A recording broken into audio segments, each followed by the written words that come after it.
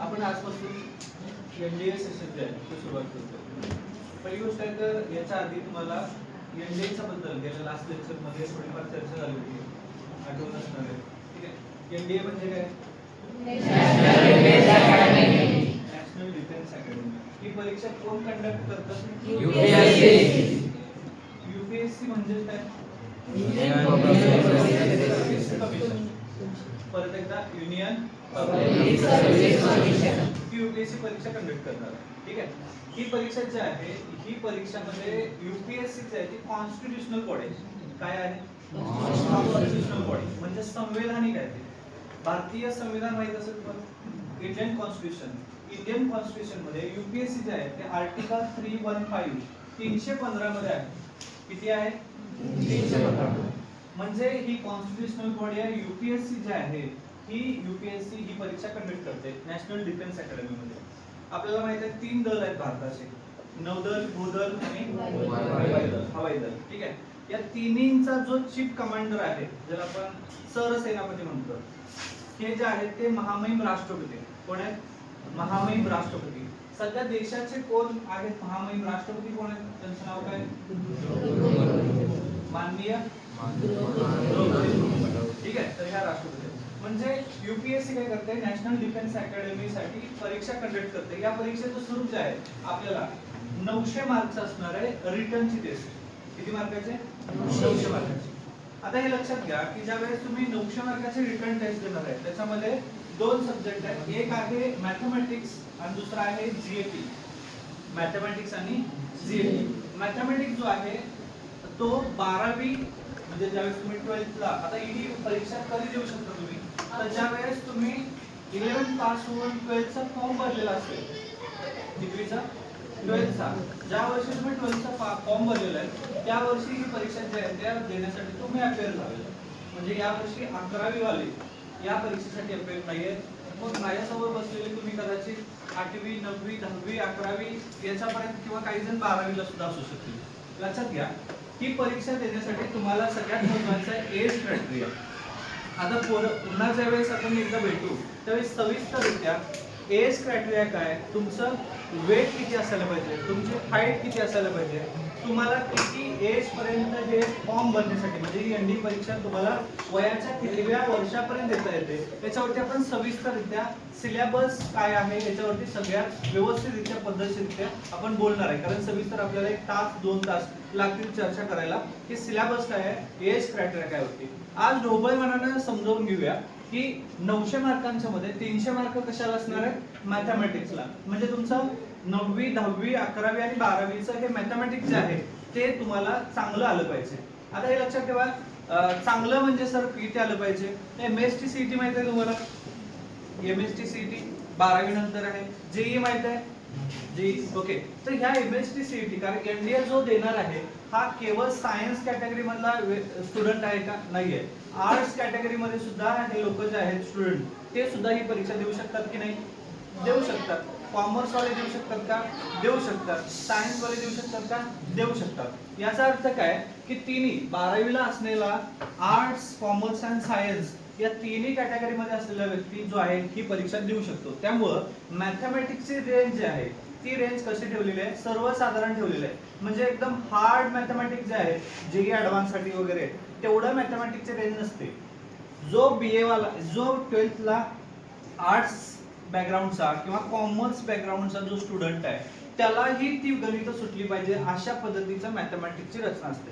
फक्त काय प्रॉब्लेम, त्या विदिन टाइम मध्ये तुम्हाला ती मॅथमॅटिक्सची जी क्वेश्चन आहेत ते सॉल्व्ह झाली पाहिजे. म्हणजे फार काय अवघड असं मॅथमॅटिक्स नाहीये. गेल्या 2-3 वर्षाचे PYQ आपण रिपीट करणार आहे त्यावेळेस तुम्हाला समजेल की हे मॅथमॅटिक्स फार अवघड नाहीये.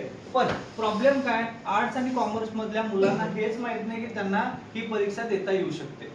तुम्ही बाहेर आर्ट्स आणि कॉमर्स मधले जे स्टुडंट आहेत त्यांना विचारा, दादा तू एनडीएचा फॉर्म भरलायस का, त्याला माहितच नसतं 12वी होईपर्यंत की एनडीए काय आहे. 12वी झाल्यानंतर एका टप्प्यामध्ये त्याला कोणीतरी सांगतं आणि मग तो जाऊन फॉर्म भरतो. म्हणजे अवेअरनेस जो आहे तो इतका नाही जितका हवा आहे. ओके, आता आपल्याकडे काय करतोय दिशा अकॅडमी, जवळपास 6वी-7वी पासूनच एनडीएचं फाउंडेशन वर्क आपण तयार करतोय. म्हणजे तुम्हाला पुढे किती वर्ष तुम्हाला हे मिळणार आहे नॉलेज, जवळपास 6 वर्ष मिळणार आहे. समजतंय. मग एकच गोष्ट सातत्यानं 6 वर्ष 30 ते केल्यानंतर तुम्हाला सक्सेस मिळणार की नाही मिळणार, मिळणार की नाही मिळणार, मिळणार की नाही मिळणार, 100%. म्हणजे जे स्टुडंट आज 11th आणि 12th ला फक्त 3 अटेम्प्ट मोस्ट ऑफ त्याला 4 अटेम्प्ट ज्याला सापडतात 19.5 वर्षापर्यंत, जर नाही जमलं तर अटेम्प्ट संपून जातात. मग जर तुम्ही प्रिपरेशन पुढचे 5-6 वर्ष जर केला तर तुम्हाला पहिल्या अटेम्प्ट मध्ये सक्सेस मिळू शकतं. आता हा लक्षात घ्या, मॅथमॅटिक्सला किती मार्क्स आहे, 300 मार्क आहे. आणि त्यानंतर 600 मार्क जे आहेत ते जीएटी ला आहे. जीएटी हा सगळ्यात महत्त्वाचा विषय आहे. बाकीच्या स्टुडंट मध्ये आणि तुमच्यामध्ये काय फरक असला पाहिजे, ज्यावेळेस आपण एनडीएचं प्रिपरेशन करतो त्यावेळी ओनली फिजिक्स केमिस्ट्री आणि मॅथमॅटिक्स म्हणजे एनडीए आहे का, नाहीये. हे लक्षात घ्या, जीएटी मध्ये तुम्हाला मार्क्स पडले पाहिजे कारण 600 मार्काला जीएटी आहे. बरेच विद्यार्थी एनडीए मध्ये जायचा अजून एक सोर्स आहे, तो म्हणजे जीई ऍडव्हान्स क्रॅक करून डायरेक्ट एनडीएच्या एसएसबी मध्ये तुम्ही जाऊ शकता. पण जर तुम्ही एसएसबी मध्ये गेला डायरेक्टली जिथं ही परीक्षा न देता, तिथं प्रॉब्लेम आहे की एसएसबी तुमचा किती मार्काचा आहे, 900 मार्काचा आहे. समजते, एसएसबी किती मार्काचा आहे, 900 मार्काचा. आणि इथं तुम्हाला लागेल हे नॉलेज जे जीएटीचं आहे. कारण एसए आहे तिथं तुम्हाला डिस्कशन, ग्रुप डिस्कशन करायचं आहे. इथं जे नॉलेज आहे हे नॉलेज तुम्ही कुठून आणणार. यामुळे जीएटी जर न करता तुम्ही या परीक्षेला टॅकल करतो म्हटला थोडा अवघड जाऊ शकतं. जीएटी म्हणजे जनरल एबिलिटी टेस्ट. काय आहे, जनरल एबिलिटी टेस्ट. त्याच्यामध्ये कुठले कुठले विषय आहेत गेल्या वेळेस आपण चर्चा केली होती बघा. Geography, history, biology, physics, chemistry, अजून इंग्लिश, अजून बॉटनी, झूलॉजी. आता याला सायन्स म्हणूया की, नाहीतर तुम्ही आर्थोपॉलॉजी, आर्निओलॉजी, सर्पेटॉलॉजी असं सगळं लॉजिया म्हणजेच ते सायन्स आहे. समजलं का. कारण प्रत्येक अभ्यासाचं शास्त्र म्हणजे एक लॉजी आहे ना. हे काय आहे, इयर, कान. कानाच्या अभ्यासशास्त्राला काय म्हणतात, ऑटोलॉजी. हे डोळा आहे, डोळ्याच्या अभ्यासशास्त्राला काय म्हणायचं, ऑप्थॅल्मॉलॉजी. समजलं का. हाडं आहेत, हाडाच्या अभ्यासाला काय म्हणायचं, ऑस्टिओलॉजी. अशा प्रत्येक अभ्यासाच्या शास्त्राला एक लॉजी आहेच की. समजते, म्हणजे सायन्स आहे. जिओग्राफी, हिस्ट्री, पॉलिटी, इकॉनॉमिक्स आणि करंट अफेअर्स. करंट अफेअर्स मध्ये जवळपास 10 प्रश्न बनत आहेत. एक प्रश्न 4 मार्काला, म्हणजे 40 मार्क झाले तुमचे. आता तुम्ही सगळ्यांनी सांगितलं या देशाच्या राष्ट्रपतीचं नाव सांगितलं. मला सांगा, आता नुकताच भारताचे उपराष्ट्रपती यांनी राजीनामा दिलेला आहे. व्हाईस प्रेसिडेंट ऑफ इंडिया यांनी राजीनामा, रिझाईन केलेला आहे. कोण होते ते, नाव सांगाल का, कोणी राजीनामा दिलेला सध्या, कुणाला माहिती आहे का. तर त्यांचं नाव आहे व्हाईस प्रेसिडेंट होते माझे, आता म्हणूया कारण राजीनामा दिलेले, तर ते होते जगदीप धनकर. नाव ऐकलंय का? जगदीप धनकर. म्हणजे इथं जीएटीची तयारी करायची असेल तर तुमचं जीएटीचं नॉलेज जे आहे ते करंट बेस्ड असणार आहे. आणि तुम्ही आतापर्यंत यूज केलेले जे काही बुक्स आहेत ज्योग्राफीची, 5वीची 6वीची 7वीची 8वीची 9वीची 10वीची 11वीची ही बुक्सच आहेत तुम्हाला. एनडीए म्हणजे फार वेगळा अभ्यास नाहीये. जो तुमचा करिक्युलम मधला अभ्यास आहे तोच इथं असणार आहे जीएटीला. आणि मॅथमॅटिक्स जर किती मार्क आले तुम्हाला? 300 मार्क्स. आणि जीएटी किती आहे? 600 मार्क. मॅथमॅटिक्सचे क्वेश्चन आहेत 120 120 आणि जीएटीला किती आहे? 150. निगेटिव्ह जे आहे मॅथमॅटिक्स साठी 0.83 निगेटिव्ह आहे आणि इथं जीएटीला किती निगेटिव्ह आहे? 1.33 मार्क्स निगेटिव्ह आहे. ओके, आता इथं लक्षात ठेवा मॅथमॅटिक्स आणि जीएटीचा पेपर हा दोन्ही पण 2.5 तासाचा पेपर आहे. इथं 300 मार्क मॅथमॅटिक्स आणि इथं जीएटीला 600. टोटल मिळून किती झाले? 900. रिटर्न जेवढं 900 मार्काला आहे तेवढंच तुमचं एसएसबी पण 900 मार्काचं आहे. म्हणजे तुम्हाला हा एनडीएचा एनडीए जर बनायचं असेल तर तुम्हाला दोन्ही गोष्टी क्रॅक करायला लागेल. आणि मग एसएसबी मध्ये ज्यावेळेस तुम्ही पास आउट होत आहे तेव्हा मग एनडीएचे 10% म्हणजे 19% तुम्ही जो रस्ता आहे तो क्लिअर केला. मोस्ट ऑफ इथल्या स्टुडंटचं लक्ष असतं रिटर्न क्वालिफाय करणं. आपलं लक्ष रिटर्न क्वालिफाय करणं नाहीये, एसएसबी ला क्रॅक करणं हे असलं पाहिजे. आणि एसएसबी ला क्रॅक करायचं असेल तर तुमचा रोज डेली न्यूजपेपर वाचणं गरजेचं आहे. कोण कोण लोक न्यूजपेपर वाचताय हात वरती करा. केलेला खाली केला सगळी जण करत नाही, तुम्ही नाही सांगणार आहे. हा, उभा राहा. कुठला पेपर वाचतो? सकाळ असतो, राईट. ओके, आजची एक हेडलाईन सांगशील सकाळची? कालची हेडलाईन सांगशील? क्रीडा, स्पोर्ट्स. हा, काय सध्या आता एक मॅच चाललेली आहे भारताची कुणासोबत? कुठल्या देशामध्ये? इंग्लंडमध्ये. आणि सध्या इंडियन टीमचा कॅप्टन कोण आहे? शुभमन गिल, राईट. ओके, तर हे लक्षात घ्या बसच्या बस. म्हणजे हे लक्षात ठेवा की इथं तुम्हाला थोडं जर पेपर कालचा जर जाऊन वाचलास तर तुला एक लक्षात येईल बघ, बीसीसीआय याच्याबद्दल एक इन्फॉर्मेशन आहे. सध्या देशाच्या संसदेने बीसीसीआय वरती कंट्रोल ठेवण्यासाठी काही पॉलिसीज आहेत ते कायदे केलेले आहेत आणि त्याची माहिती त्या पेपरमध्ये आहे. आज जा घरी आणि चेक कर, बीसीसीआय दिसेल तुला. म्हणजे पेपर वाचायचंय म्हणजे नेमकं काय वाचायचंय याचाही आपल्याला अभ्यास करायला लागणार आहे. ठीक आहे, तर आपण आज काय करतोय, जीएटी जे आहे जनरल एबिलिटी टेस्ट, याच्यामध्ये सोपा विषय जो आहे तो आज पाहूया. याचं नाव आहे इंडियन कॉन्स्टिट्यूशन. आता हे सगळे सिलेबस काय आहे, किती मार्क्सला आहे, आम्हाला सर परीक्षा कधी देता येते, माझी हाईट किती पाहिजे, माझं वजन किती पाहिजे, माझा एक हाड मोडले मी देता येतोय का, या सगळ्या गोष्टीची चर्चा आपण थोडं नंतर करूया.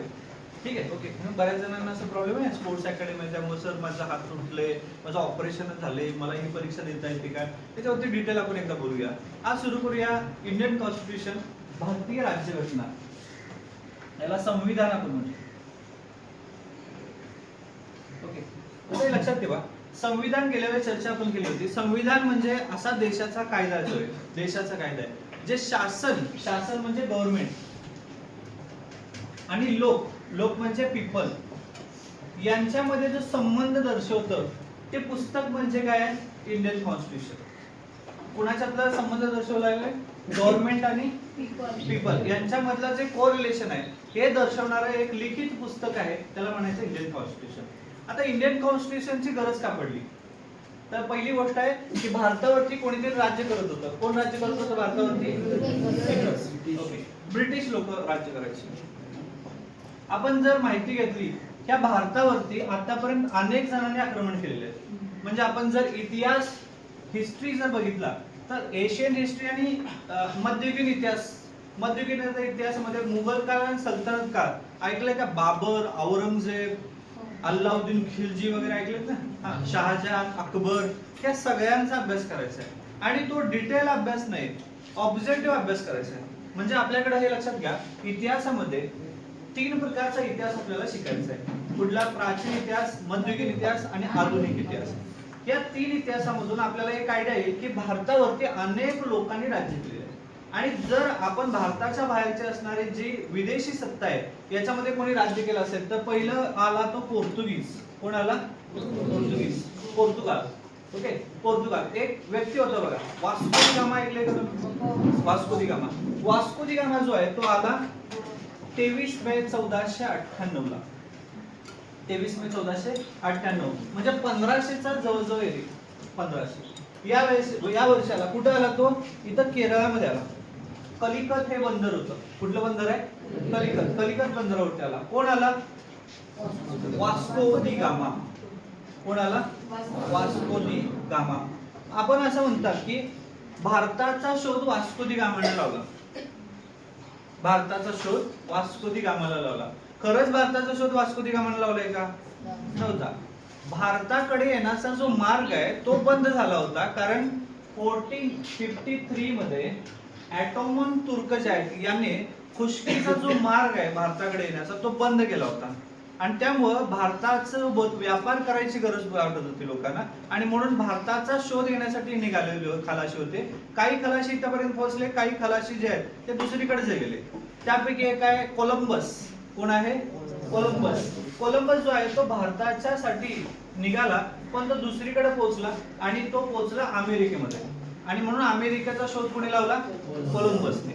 आमच्या काळात कोलंबसचं गौरवगीत नावाचं एक कविता असायची कोलंबसनं. अजून एक होता मूळ शोध ज्याने लागला तो होता अमेरिको व्हेस्पुसी. कोण आहे?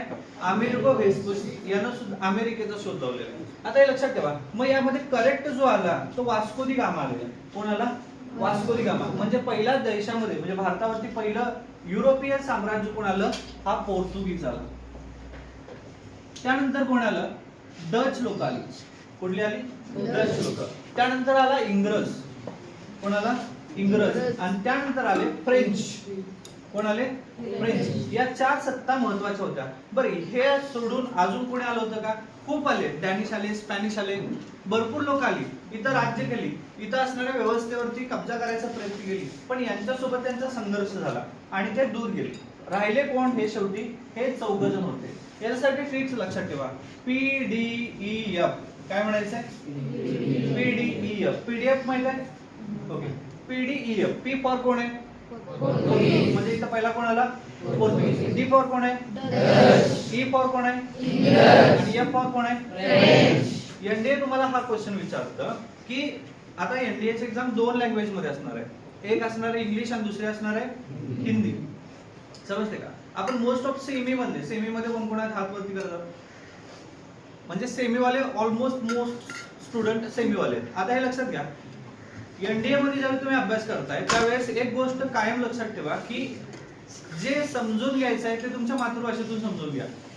आणि ज्यावेळेस आपल्याला लिहायचं आहे तर त्याचं वर्डिक्स आहे ते जे आहे सांगितलेलं हिंदीमध्ये. आता हिंदीमध्ये मूवीज जे आहे बघता तुम्ही, ते समजतात की नाही? समजतात ना. पण लक्षात घ्या, एखादा इंग्लिश सेमी मधल्या मुलगाला इंग्लिश प्रश्न वाचून तुम्हाला सोडवायचा असेल तर तुम्ही पहिला इंग्रजी त्या शब्दाचा अर्थ काय हे डोक्यात क्लिअर करणारा, मग त्यानंतर त्याचं उत्तर करणार. एवढा टाइमच नसणार आहे तुमच्याकडे. समजते? म्हणजे हे लक्षात ठेवा, या परीक्षा जर तुम्हाला भेदायच्या असतील तर सगळ्यात महत्त्वाचं काय? तुमच्या लँग्वेजचा जो गोंधळ आहे तो दूर करून टाका. मला ही लँग्वेज येते आणि मला ही लँग्वेज येत नाही. इंग्लिश ज्याला येत नाही, लक्षात ठेवा, तो एनडीए होणारच नाहीये. कारण का? एसएसबी तुमचा जो आहे तो पूर्ण इंग्लिश आणि हिंदी या 2च मीडियामध्ये असणार आहे. म्हणजे तुम्हाला स्वतःला रिप्रेझेंट करता आलं पाहिजे इंग्लिश लँग्वेज मधून. आता या स्कूलमध्ये दिशा अकॅडमीमध्ये मला सर सांगतायत तसं छोटी छोटी मुलं सुद्धा इंग्लिश मधून प्रोनाउन्सिएशन इंग्लिश मध्ये वाचांकन करायला लागले. म्हणजे जर आता 5वी 6वी ला असाल तर ऑलमोस्ट आता इकडे तिकडे फिरताना तुम्हाला काय करायचंय? इंग्रजीमध्येच कन्व्हर्सेशन करायचं आहे. भले नाही समजत आहे आपल्याला, एखादा वर्ड नाही समजत आहे तर त्याला आपण इंग्लिश कन्व्हर्सेशन करताना नाही वर्ड समजला तर जाऊन शोधायचा डिक्शनरीमध्ये. समजते का? पण पुढच्या 4-5 वर्षामध्ये तुम्हाला इंग्लिश वरती कमांड मिळवावं लागेल. मग ज्याचं सर आता मी 11वी 12वीला आहे त्याचं काय? त्याचं इंग्रजी चांगलंच असलं पाहिजे. नसेल तर पुढे जाऊन त्याला इंग्रजीच आहे. कारण इथं ज्यावेळेस जीएटीची चर्चा करणार आहे तर इंग्लिश सुद्धा आहे ना इथं, आणि स्ट्रक्चरल ग्रामर पेक्षा व्होकॅब आहे इथं. व्होकॅब मध्ये समानार्थी, विरुद्धार्थी, आयडम, फ्रेजेस वगैरे आहेत ना. समजते का? म्हणजे इथं तुम्हाला अभ्यास करावा लागेल. हा आता इथं ज्यावेळेस पीडीएफ पोर्तुगीज, डच, इंग्रज, फ्रेंच आला, आयोग तुम्हाला प्रश्न विचारतं पहिला इंग्रज जो वकील आहे तो भारतात आला त्याचं नाव काय? समजते क्वेश्चन काय समजलं? जो पहिला वकील भारतात आला इंग्रजांचा त्याचं नाव काय. मग ऑप्शन 4 राहतील. आपली परीक्षा खूप भारी आहे. 1 2 3 4 अक्कड बक्कड बॉम्बे पो आणि 4 पैकी एक करेक्ट करायचं आहे. प्रॉब्लेम फक्त काय की चुकी झालं की निगेटिव्ह येणार. मग इथं ऑप्शन असतील. थॉमस रो आहे, हॉकिन्स आहे, कॅप्टन हॉकिन्स, ठीक आहे, असे ऑप्शन असतील. आता हे लक्षात ठेवा, आपल्याला इतिहास ज्यावेळेस बघायचं आहे त्यावेळेस हे डिटेल मी सांगेल की काय नेमकं करायचं आहे. पण हे समजून घेतलं की पोर्तुगीजाला, डच आला, इंग्रज आला, फ्रेंच आला, या डचांनी जे आहेत त्या व्यापारी विकल्या आणि इंग्रज आणि ह्या फ्रेंचांचा युद्ध सुरू झालं. इथं युद्ध कुणाचं सुरू झालंय? इंग्रज आणि फ्रेंचांचं.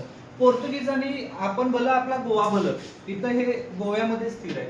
म्हणजे पूर्ण भारतावरती वर्चस्व कोणाचं निर्माण झालं? एकच राहिला, कोण? इंग्रज. डचांनी व्यापारी पेठा विकल्या रे. इंग्रज आणि फ्रेंचांचं युद्ध झालं, फ्रेंच निघून गेले, फ्रेंचांचा पराभव झाला. पोर्तुगीज फक्त सीमित राहिलं गोव्यापुरतं. मग हे कोण राहिलं इथं? इंग्रज. हा इंग्रज किती वर्ष राज्य केलं यांनी? 150 वर्ष. किती वर्ष राज्य केलं? 150 वर्ष. म्हणजे हे इंग्रज किती साली आले? 31 डिसेंबर 1600 ला आले. करेक्ट, पार्टी करायला. 31 डिसेंबर पार्टी असते. 31 डिसेंबर 1600. बरं हे लक्षात ठेवा, पार्टी करायला आले नाही, नाहीतर म्हणशीला पार्टी करायला एवढ्या लांब आली ती. ठीक आहे, हे लक्षात ठेवा, ही तारीख लक्षात ठेवण्यासाठी 31 डिसेंबर 1600 ला इंग्रज भारतात आले. आणि हे जवळपास किती वर्षापर्यंत? 1600 पासून 1757 पर्यंत. 1757 ला एक युद्ध झालेलं आहे. नाव काय त्याचं? Battle of Plassey. काय म्हणायचं याला? Battle of Plassey. प्लासीचं युद्ध झालं. आणि प्लासीच्या युद्धामध्ये यांची इंग्रजांची एक कंपनी होती. कुठली कंपनी होती? East India Company. Right, East India Company. आणि ईस्ट इंडिया कंपनीमध्ये हे लोकांचं, ईस्ट इंडिया कंपनीचं वर्चस्व 1757 पासून 1857 पर्यंत आहे. इथं 1857 ला एक युद्ध झाले. याला काय म्हणायचं? 1857चं बंड. काय म्हणायचं? 1857चा उठाव झालं किंवा बंड झालं. इथपर्यंत इथं ईस्ट इंडिया कंपनीचं वर्चस्व आहे 100 वर्ष. आणि 1857च्या बंडानंतर ब्रिटिश राणी जे आहे हिनं आपला कारभार जो आहे तो हातात घेतला. कितीपर्यंत? 1947 पर्यंत. आणि 15 ऑगस्ट 1947 ला आमचा देश काय झाला? स्वतंत्र झाला. समजतंय? ओके, म्हणजे आपण जवळपास 1600 पासून 1700, 1800, 1900 म्हणजे जवळपास 1947 पर्यंत आलोय. 250 वर्ष पुढे आलेलो आहे. समजते? ओके, आता ज्यावेळी आम्ही स्वतंत्र झालो 15 ऑगस्ट 1947 ला, त्याच्या आधी आमच्या भावाला स्वतंत्र केलं पाकिस्तान. 14 ऑगस्ट 1947 ला पाकिस्तान स्वतंत्र झाला. स्वातंत्र्य झालं म्हणजे आपल्या देशामध्ये सगळे लोक काय झाले? स्वातंत्र्य झाले.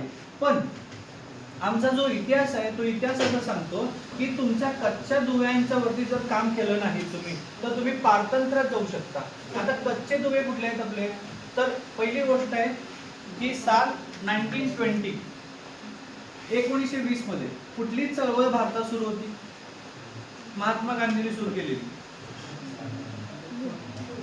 कुठली चळवळ आहे? 8वी 9वी 10वी कुठली चळवळ? बोल चुकी. हा, गांधीजींची कुठली चळवळ सुरू झाली? हा राईट, असहकार. बरोबर आहे, असहकार चळवळ. असहकारचा अर्थ काय असतो? आम्ही तुम्हाला कोऑपरेशन करणार नाही, नॉन कोऑपरेशन चळवळ. मी विचारलं काय रे सांगा बघू, तुम्ही काय म्हणणार? असहकार. आम्ही सहकारच करणार नाही, आम्ही उत्तर देणार नाही. ओके, हे असहकार आहे. सरकारला सहकार करायचं नाही, हे असहकार आहे. आणि गांधींनी जी चळवळ सुरू केली होती ती अहिंसावादी होती का हिंसावादी होती? अहिंसा होती का हिंसावादी? अहिंसा म्हणजे हिंसा करायची नाही. मग अहिंसेतून चळवळ सुरू झाली. पण 1922 मध्ये, साल किती आहे? 5 फेब्रुवारी 1922 मध्ये असे कांड घडलं. त्याला चौरी चौरा कांड म्हणतात. चौरी चौराची दुर्घटना, चौरी चौरा घटना कुठली आहे? चौरी चौरा. काय होतं हे चौरी चौरा? गांधींनी जे आंदोलन पुकारलं होतं त्याच्यामध्ये सगळ्यात महत्त्वाचं होतं हिंसा करायची नाहीये. पण इथं नॉन कॉपरेशन म्हणजे असहकार चळवळीचा मुकाबला करताना तिथल्या असणाऱ्या चौरी चौरा मधली जी लोक आहेत यांनी त्या इंग्रजी सैनिकांना विरोध करताना तिथलं जे पोलीस मुख्यालय होतं, पोलीस कॉन्स्टेबल जे होते किंवा पोलीस चौकी होती, पोलीस ठाणं होतं, ते जाळूनच टाकलं. काय केलं? ते जाळून टाकलं. आणि त्या जाळल्यानंतर त्यामध्ये असणारे जे एक पोलीस सब इन्स्पेक्टर होते आणि इतर 21 पोलीस कॉन्स्टेबल होते, हे जिवंतपणे त्यांना जाळण्यात आलं. कोणी झालं? भारतीयांनी झालं. कुणाला झालं? पोलिसांना झालं. आणि गांधींचं तत्व काय होतं? आम्ही हिंसा करायची नाही, पण लोक काय करायला लागली? इथं हिंसा करायला लागली. कारण हे जे आहे हे चौरी चौरा प्रकरण होतं. या चौरी चौरा प्रकरणानंतर गांधींना असं वाटलं की जर पुढे जाऊन आम्ही स्वतंत्र झालो तरी सुद्धा आपल्या या पूर्ण व्यवस्थेवरती जर कुणाचं कंट्रोल नसेल तर परत एकदा लोक काय करू शकतील? हिंसा करू शकतील. म्हणून गांधींनी इथं एक स्टेटमेंट केलेलं आहे, कॉन्स्टिट्यूशन असेंब्ली.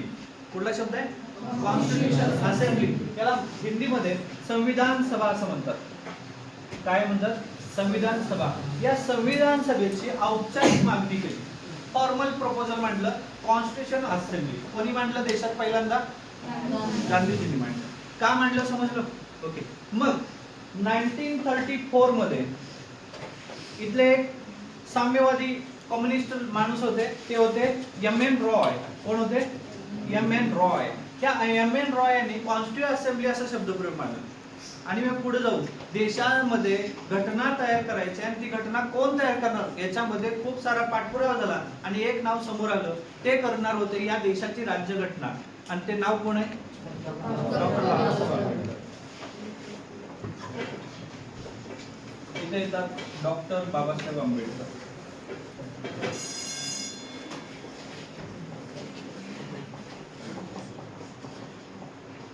यांना काय म्हणतात? भारतीय घटनेचे शिल्पकार. का म्हणतात त्यांना भारतीय घटनेचे शिल्पकार? काय झालं? त्यांनी संविधान लिहिलेलं आहे.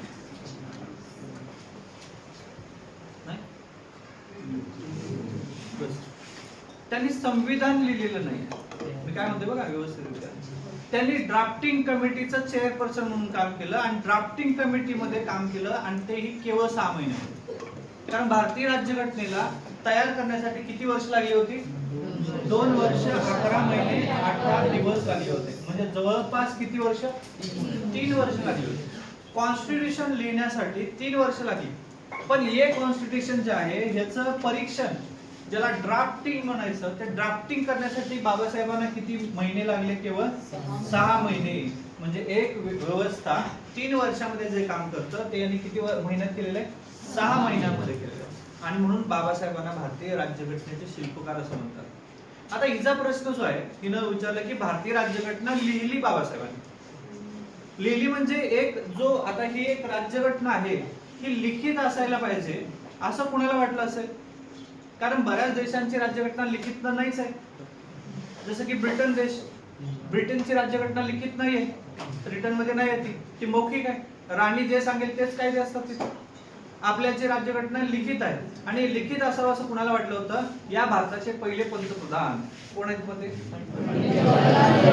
पंडित जवाहरलाल नेहरूंना वाटलं की इस देश की कॉन्स्टिट्यूशन जो भी होगी वो लिखित स्वरूप पे होगी, क्योंकि इसमें क्या है और इसमें क्या होना चाहिए और इसमें क्या नहीं होना चाहिए इसका एक ढांचा हो.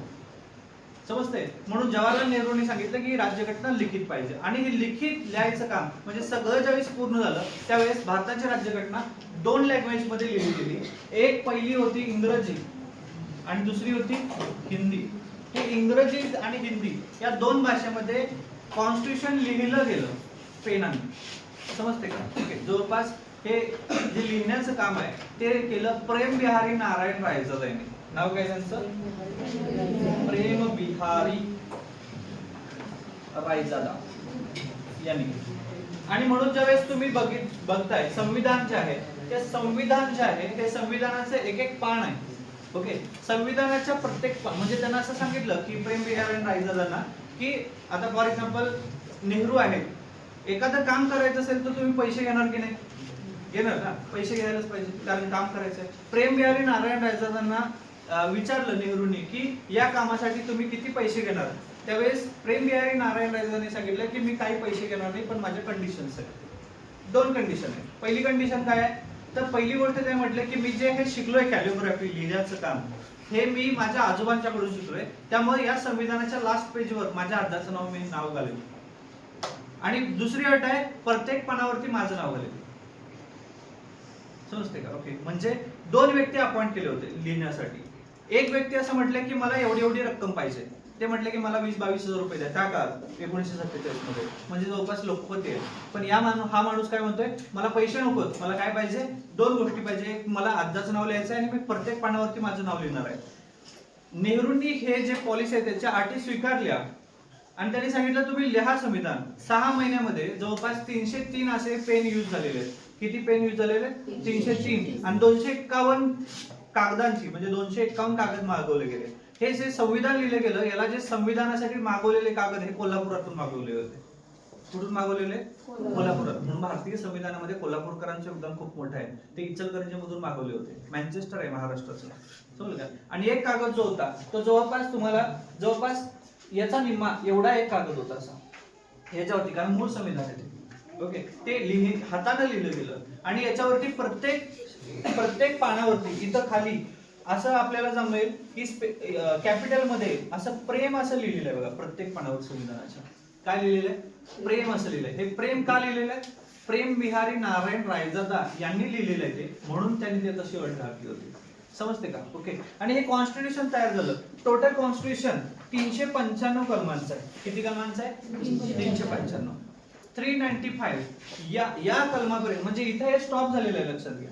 कारण हा जो नंबर आहे 395 कलमांची राज्यघटना का तयार झाली, याचं कारण आहे की महात्मा ज्योतिराव फुले, माहिती आहेत का? महात्मा फुले यांचा घराचा नंबर 395 होता. आणि म्हणून बाबासाहेबांनी असं सांगितलं की बाबासाहेब म्हणायला लागले की 395 कलमांची राज्यघटना असली पाहिजे, कारण या फुलेंच्या विचारांच्या पलीकडे काय नाहीये म्हटलं. आणि म्हणून, कारण फुलेने एक वाक्य म्हटलं होतं, कुठलं? विद्येविना मती गेली, मतीविना नीती गेली, नीतीविना गती गेली, गतीविना वित्त गेले, वित्ताविना शूद्र खचले, इतक्या नरते का विद्याने केले. विद्या महत्वाची आहे, लक्षात ठेवा.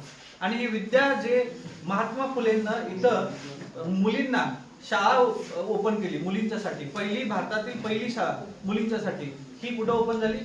पुण्यामध्ये. आणि पहिली मुलगी माहिती आहे का शाळेत जाणारी?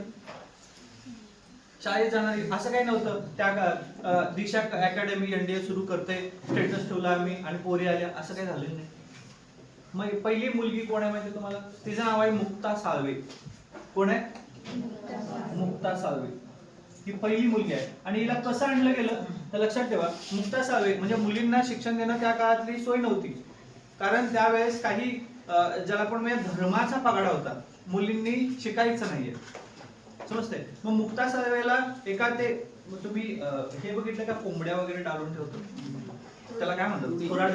हा, उंच असं ते काय म्हणतात त्याला, तुम्ही काय म्हणतात? खुराड. त्या खुराड्यामध्ये मुक्ताला बसवायचं. त्याच्यामध्ये गोणी माहितीये का? साखरेचं पोतं.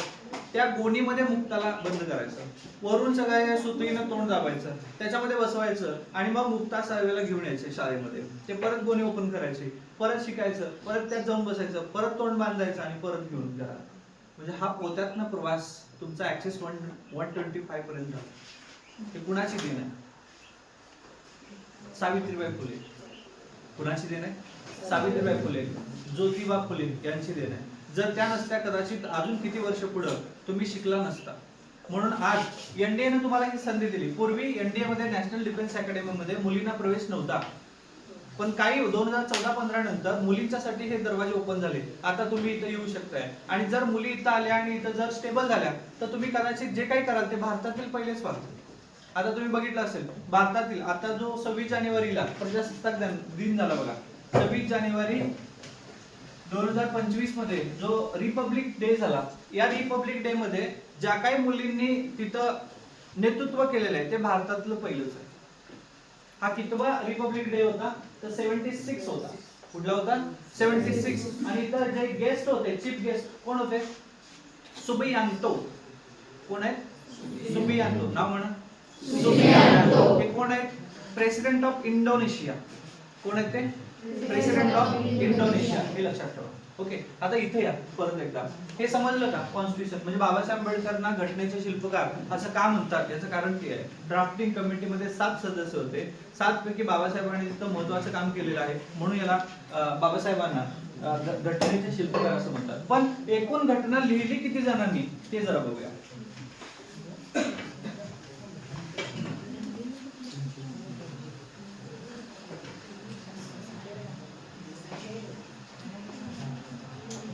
आपला जो जो संविधान आहे त्या संविधानामध्ये 3 पिलर आहेत, हे लक्षात घ्या बरं का, हे लक्ष द्या. पहिला आहे एक्झिक्युटिव्ह पॉवर, संघ शासन व्यवस्था. एक्झिक्युटिव्ह पॉवर याला कार्यकारी मंडळ म्हणतात. एक्झिक्युटिव्ह पॉवर कार्यकारी मंडळ. याच्यामध्ये किती जण असतात तर पहिला असतो राष्ट्रपती, दुसरा असतात उपराष्ट्रपती म्हणजे व्हाईस प्रेसिडेंट, तिसरे असतात पंतप्रधान प्राईम मिनिस्टर, चौथे असतात महान्यायवादी म्हणजे AGI attorney general of India, आणि पाचवे असतात मंत्रिमंडळ, याला म्हणायचं एक्झिक्युटिव्ह पॉवर कार्यकारी मंडळ. ठीक आहे. त्यानंतर दुसरं असतं कायदे मंडळ पार्लिमेंटरी पॉवर, कायदेकारी मंडळ. त्याच्यामध्ये कोण आहे, एक आहे राष्ट्रपती, दुसरा आहे लोकसभा आणि तिसरा आहे राज्यसभा. आणि तिसरी जे पिलर आहे त्याला म्हणायचं ज्युडिशियल पॉवर न्याय मंडळ. याच्यामध्ये 3 पिलर आहेत, एक आहे सुप्रीम कोर्ट, दुसरा आहे हाय कोर्ट आणि तिसरा आहे कनिष्ठ न्याय व्यवस्था लोअर कोर्ट डिस्ट्रिक्ट कोर्ट. संघ म्हणजे केंद्र, ठीक आहे. युनियन पॉवर म्हणजे युनियन जे आहे या 3 स्तरामध्ये विभाजित झाले. पहिला आहे कुठला, कार्यकारी मंडळ, याला इंग्लिश मध्ये काय म्हणायचं, एक्झिक्युटिव्ह पॉवर. म्हणा एकदा, एक्झिक्युटिव्ह पॉवर. दुसरा आहे कायदे मंडळ, दुसरं कोण आहे, कायदे मंडळ, याला संसद म्हणतात बघा, याला काय म्हणतात, संसद. ओके. संसदला इंग्लिश मध्ये काय म्हणतात, पार्लिमेंट नाही म्हणायचं, संसदच म्हणायचं, कारण संसदला संसदच म्हणतात. ठीक आहे. भारताचं जे संसद आहे त्याला काय म्हणतात, संसद नाही म्हणत, पार्लिमेंट म्हणतात. असं जर म्हटलं तर तुम्ही पाकिस्तानात गेला, कारण पाकिस्तानमध्ये जी संसद आहे त्याला पार्लिमेंट म्हणतात. आपल्यामध्ये जी संसद आहे ते आर्टिकल 79 मध्ये संसदच म्हणतात. पण आमच्या खासदाराला आपण काय म्हणतो, MP म्हणतो, मेंबर ऑफ पार्लिमेंट म्हणतो. आमची कॉन्स्टिट्युशनल लँग्वेज 22 आहे, यामध्ये इंग्रजी लँग्वेज आमची कॉन्स्टिट्युशनल लँग्वेज नाहीये. इंग्रजी आमची संविधानिक भाषा नाहीये, ती विंडो ऑफ वर्ल्ड आहे. समजते का? ओके. तर हे कायदेकारी मंडळ याला संसद म्हणतात. आणि तिसरा आहे न्याय मंडळ म्हणजे ज्युडिशियली पॉवर आहे. ज्युडिशियलचे 3 भाग आहेत, सुप्रीम कोर्ट, हायकोर्ट आणि डिस्ट्रिक्ट कोर्ट. ओके. आता इथे या, एक्झिक्युटिव्ह पॉवर काय काम करतं, कार्यकारी मंडळ तुमचे जे तुम्हाला जे हवं आहे, तुम्हाला म्हणजे या लोकांना जे हवं आहे ते ठरवण्याचा जे अधिकार आहे हे एक्झिक्युटिव्ह पॅनलकडे असतात. फॉर एक्झाम्पल आता महिलांना 1500 रुपये मिळतात बघा, मम्मीला मिळतात का तुमच्या, लाडकी बहीण योजना, मुख्यमंत्री लाडली बहीण योजना, किती रुपये, 1500 रुपये. मुलांना किती रुपये मिळतात, 500 रुपये. लाडका भाऊ नाही मिळतात, किती रुपये मिळतात,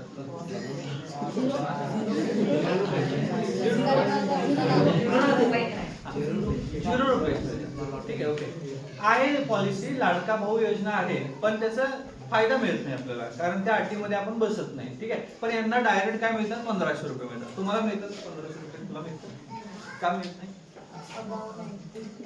हा, अबाव 80 इयर्स पाहिजे, म्हणजे आता 21 आहे, 21 इयर्स कंप्लीट पाहिजे तरच तुम्हाला मिळू शकतो. मग पटकन उद्या परवा दिवशी 21 इयर कंप्लीट करा, 1500 रुपये घेऊन जाऊ, नाही ना. हा, म्हणजे हे अटी शर्ती कोण ठरवणार, हे एक्झिक्युटिव्ह पॉवर ठरवेल. मुलांच्यासाठी काय करूया, त्यांना महिलांना ST चा प्रवास मोफत आहे ना, म्हणजे हाफ तिकीट आहे ना. आपल्याला हाफ तिकीट आहे का, मग आम्हाला काय करूया, एक्झिक्युटिव्ह पॉवर, मी जर हे मुख्यमंत्री झालो तर महिलांना ST चा प्रवास हाफ, आपल्याला विमानाचा प्रवास हाफ करेल.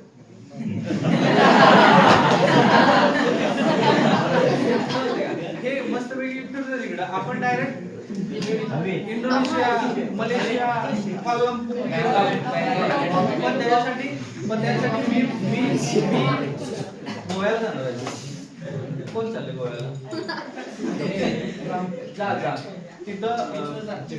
हा, तिथं देवी आहे गोव्यामध्ये, देवी आहे ना, देवीचं मंदिर आहे गोव्यात.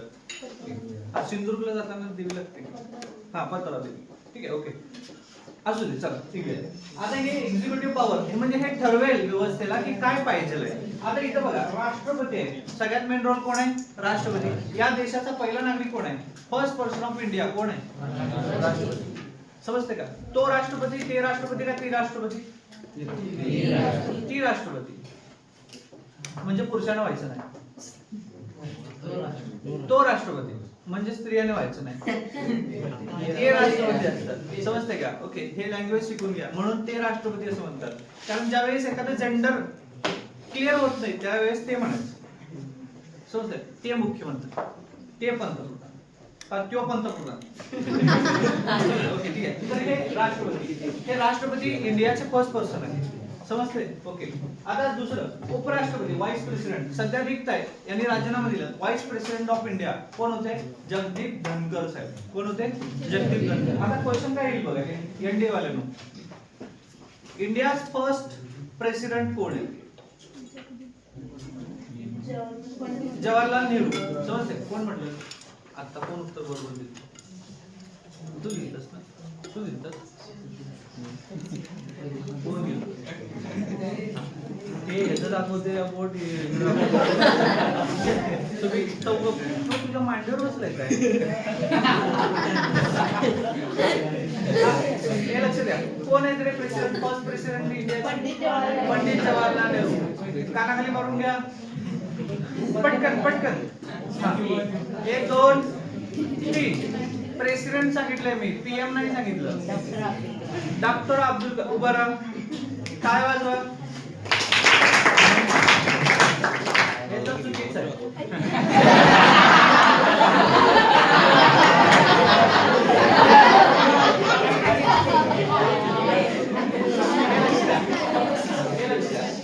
फर्स्ट प्रेसिडेंट इंडिया कोण आहे? डॉक्टर राजेंद्र प्रसाद. कोण आहे? राजेंद्र प्रसाद. हे इंडिया फर्स्ट प्रेसिडेंट आहे. आणि तू ते सांगितलंस डॉक्टर अब्दुल कलाम, यांचं नाव कोण सांगेल मला? डॉक्टर अब्दुल कलामचं नाव पाहिजे मला. हात वरती करा.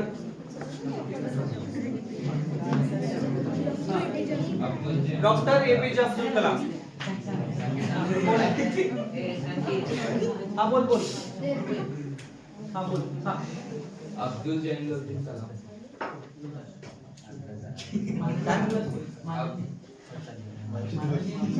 Abul Pakistan Jaliluddin Abdul Kalam. Wings of fire. Agnipankh. बसा. अग्निपंख जे आहे पृथ्वीराज पाटील पाहिजे. पृथ्वीराज पाटील कोण आहे? तर हे लक्षात घ्या, फर्स्ट प्रेसिडेंट ऑफ इंडिया. आता जाऊया. आता सांगा मला, first prime minister of India कोण आहे? पंडित जवाहरलाल नेहरू. समजते? कोण म्हटलं? राहुल गांधी.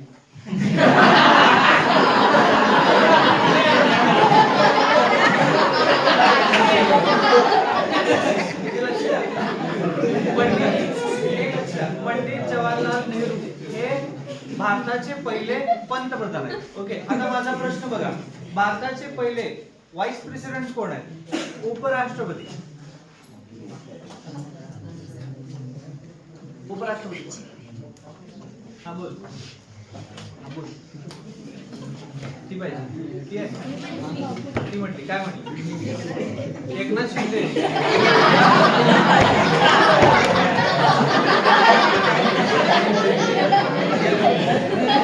त्यांना 1500 रुपये दिल्यापासून त्यांनी त्यांचं सर्वपल्ली डॉक्टर सर्वपल्ली राधाकृष्णन नाव ऐकलंय का? यांचा जन्मदिवस आपण काय म्हणून साजरा करतोय? शिक्षक दिवस, टीचर्स डे असतो ना. कुठला दिवस? 5 सप्टेंबर. हे आहेत भारताचे पहिले व्हाईस प्रेसिडेंट. आता क्वेश्चन जो आहे तो नीट आहे का? भारताचे इंडियाज फर्स्ट वुमन प्रेसिडेंट कोण आहे? इंदिरा गांधी. कोण सांगितलं? उभं राहा. काय वाजवत त्यासाठी? मोठ्यानं.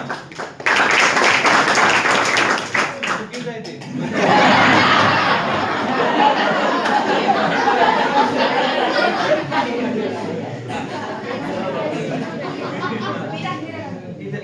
उभं राहा. किती हवरे येतात. त्यांना उत्तर सांगितलं इंदिरा गांधी, ते आपण चुकीचं म्हटलेलं आहे. हिनं वेगळं सांगितलं उत्तर. काय?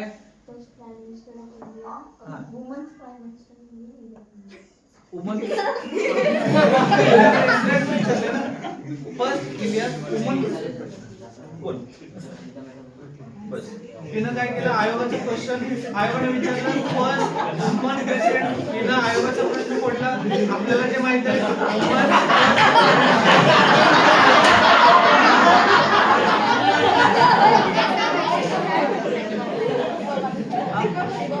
प्रतिभा पाटील, समजते का? ओके, हे उत्तर काय आहे? प्रतिभा पाटील. चूक आहे. सौभाग्यवती प्रतिभा पाटील.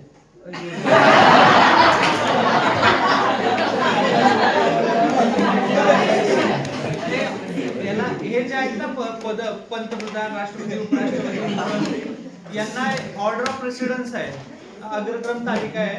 त्यांना रिस्पेक्टेड किंवा माननीय शब्द वापरा. सौभाग्यवती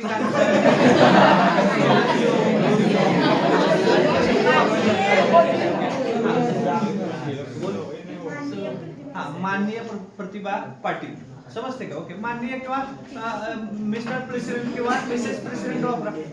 प्रेसिडेंट असे शब्द समजते? ओके, हे लक्षात. आता question change. India's first schedule tribes मधून आलेली वुमन प्रेसिडेंट,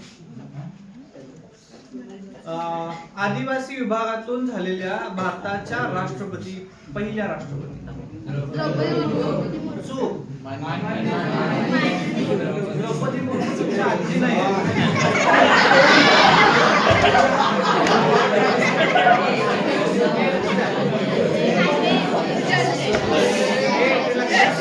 रिस्पेक्टेड पर्सन यांना गांधी असा शब्दप्रयोग जोडायचा. ठीक आहे. आता एक अवघड प्रश्न. आपलं राज्य कुठलं आहे? महाराष्ट्र. फर्स्ट चीफ मिनिस्टर, महाराष्ट्राचे पहिले मुख्यमंत्री सांगायचं.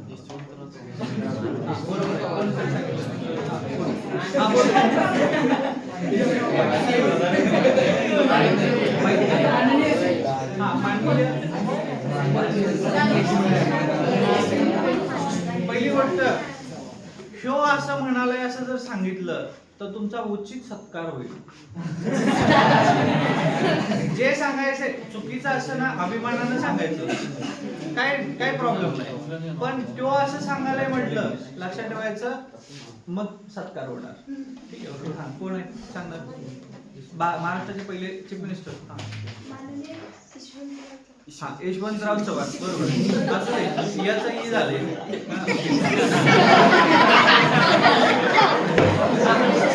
आता हे लक्षात ठेवा.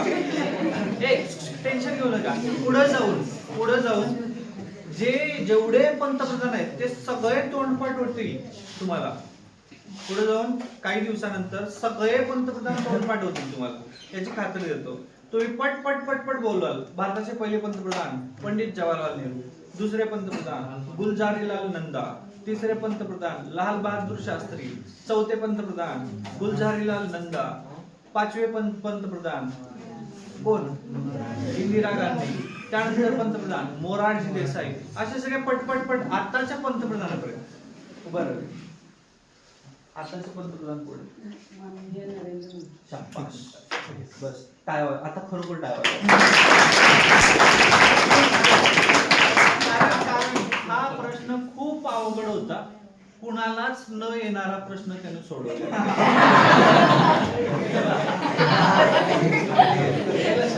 आता कोपरा उभा, बाटली जवळ.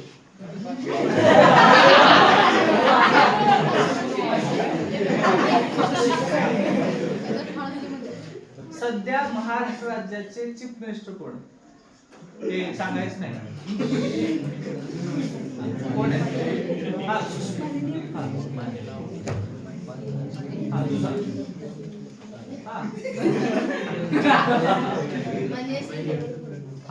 माननीय श्री देवेंद्र फडणवीस. समजलं का? ओके. एसटी मध्ये वगैरे जातोस का नाही? असतात की बाहेर चित्र असतं ना त्यांचं. तू बर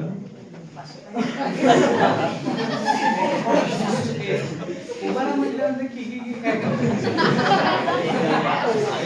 महाराष्ट्राचे सध्याचे डेप्युटी चीफ मिनिस्टर कोण आहे? उपमुख्यमंत्री माननीय श्री एकनाथ शिंदे. बरोबर. एकाचं नाव. अजून एक उपमुख्यमंत्री.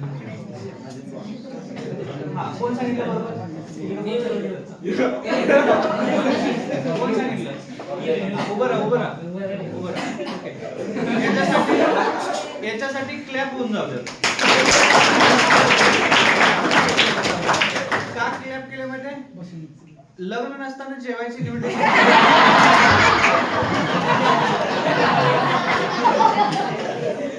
या एनडीए मध्ये सगळ्यात महत्वाचं काय आहे? ही परीक्षा केव्हा तुम्ही क्रॅक करू शकता? कधी? काय पाहिजे तुमच्याकडे ही परीक्षा क्रॅक करायला? हा एक एक एक एक हा पहिली गोष्ट कोण? मान्यश्री नॉलेज.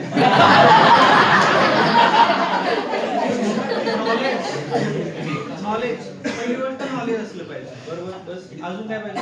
हा बोल. डिसिप्लिन. राईट. डिसिप्लिन. अरे एवढं डिसिप्लिन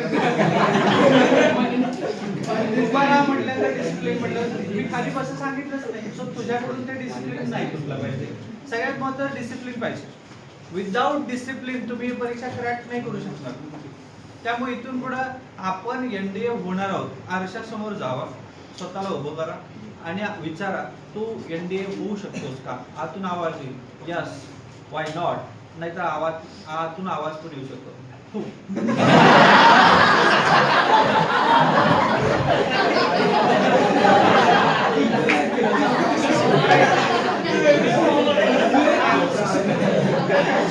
अरे विनोद झाला ना, विनोद झाला तेवढंच हसायचं बस करायचं.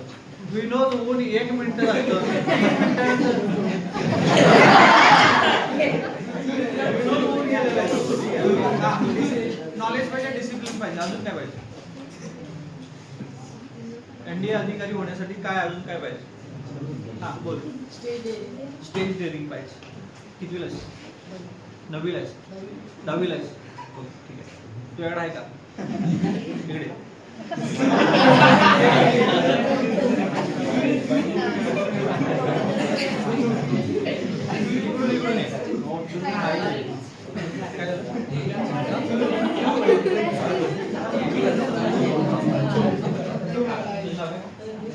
रणवीर घाटगे याला एनडीए मध्ये सगळ्यात महत्त्वाचं स्टेज पाहिजे आणि ते खरंच पाहिजे. कारण ज्यावेळेस तुम्ही एसएसबी मध्ये समोर जाणार आहे त्यावेळेस पॅनल समोरचं काही क्वेश्चन विचारतात. आता रणवीर आपल्या भारताविषयी 1 मिनिट बोलेल. आपल्या देशात स्टेज भारत पाहिजे तुला कधी गेलास? भारताविषयी बोलायचं 1 मिनिट 5 कुठलेही वर्ड्स आहेत 5 शब्द मध्ये एक वाक्य पाहिजे तुम्हाला. ओके करू शकतोस? नाही झालं पाकिस्तान.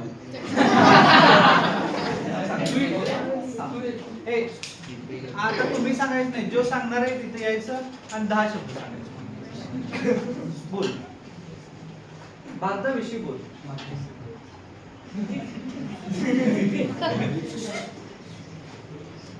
बोल.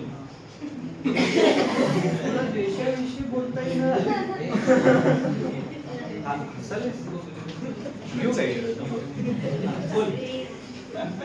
10वीला आहेस ना? बोल ना. भारताचा भूगोल आहे की नाही? मग त्यातले 5 शब्द शोधून काढ. माझ्या देशाचे नाव भारत आहे. माझ्या देशाच्या राजधानीचे नाव नवी दिल्ली आहे. माझ्या देशाच्या स्वातंत्र्य दिन हे 15 ऑगस्ट 1947 ला झालं. माझ्या देशामध्ये हवामान माझ्या देशामध्ये भात गहू ज्वारी बाजरीसारखे पिके येतात. मी तुला काय दिलं माहिती? हा विषय का दिला माहिती? तू यावर करतेस हे तुझ्या समोर असते. तुझे डोळे चांगले तू एनडीएचं नॉलेज हे पुस्तकात नाहीये सगळंच. ते बाहेरच्या सराउंड मध्ये सुद्धा आहे. यामुळं एक टॅगलाईन सांगतो आज तुम्हाला. मी मंत्र देऊ का एनडीए पास व्हायचं? मंत्र आहे उघडा डोळे बघा नीट.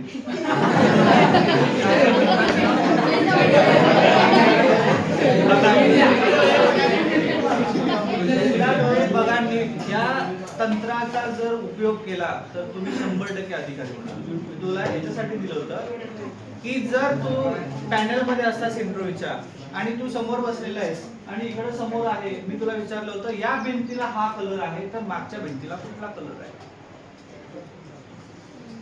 आता तुला हे पाहिजे, माझ्या वर्गाला एकच कलर आहे, त्यामध्ये तू असं म्हणणार का नाही नाही जरा बघायला पाहिजे होतं. नाही हो ना, तुमची नजर तीक्ष्ण पाहिजे. तुम्ही जे सांगायला लागलाय ते तुमच्याला असलं पाहिजे. स्टेज डेअरिंग पुढच्या वेळेस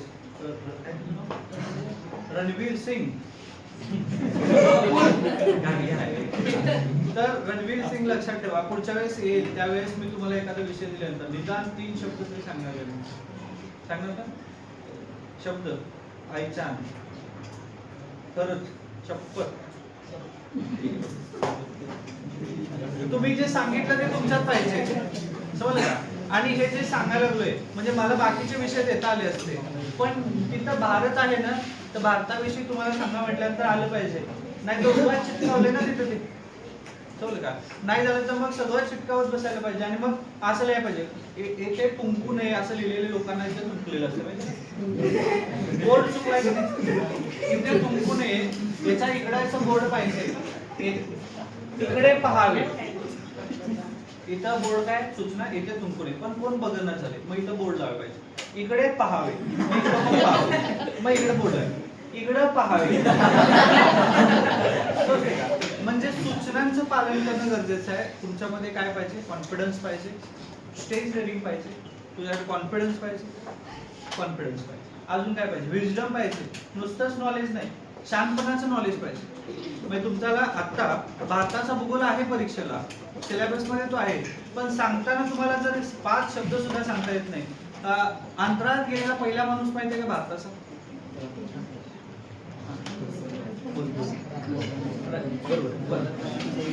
कोण आहे? माननीय राकेश शर्मा सर. त्यांना इंदिरा गांधीने प्रश्न विचारला, मुझे बताइए कि ऊपर से हमारा देश कैसा दिखता है. त्याचं उत्तर त्यांनी काय दिलं होतं? बहुत अच्छा. काय आर खतरनाक दिलं. सारे जहां से अच्छा हिंदुस्तान हमारा. एका वाक्यात त्यांनी सारे जहां से, जेवढे देश आहेत 192, 93, 95 त्या सगळ्यापैकी सारे जहां से अच्छा हिंदुस्तान हमारा असं म्हटलं. समजते? ओके, ते लक्षात घ्या. असे प्रश्न जे आहेत या प्रश्नामध्ये तुम्हाला पुस्तक, मी काय पुस्तक वापरले का घेऊन आलोय बघा, 4-5 घेऊन गेल्या पण मी घेऊन आलो. उघडलं होतं काय? नाही. कारण का? सगळं इथं फिट असलं पाहिजे. सगळ्यात खतरनाक काय आहे? मानवी मेंदू. समजलं का? त्याच्यामध्ये गोष्टी ज्या आहेत ते तुम्हाला ठेवता येतात आणि तुमचा मेंदू आमच्यापेक्षा फार प्रगत असतो. आमच्याकडे जे बिलियन्स न्यूरॉन्स आहेत हे कमी यूज असतात, तुमच्याकडे जास्त यूज असतात. तुम्हाला पाठांतर लगेच होतं माहिती का?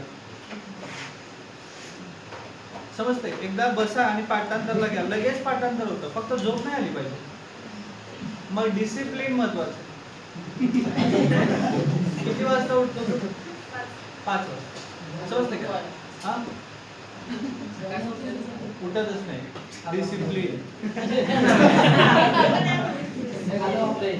ओके, ठीक आहे. हा, तुम्ही अधिकारी होणार आहात तर अधिकाऱ्यांची गुण तुमच्यात पाहिजे.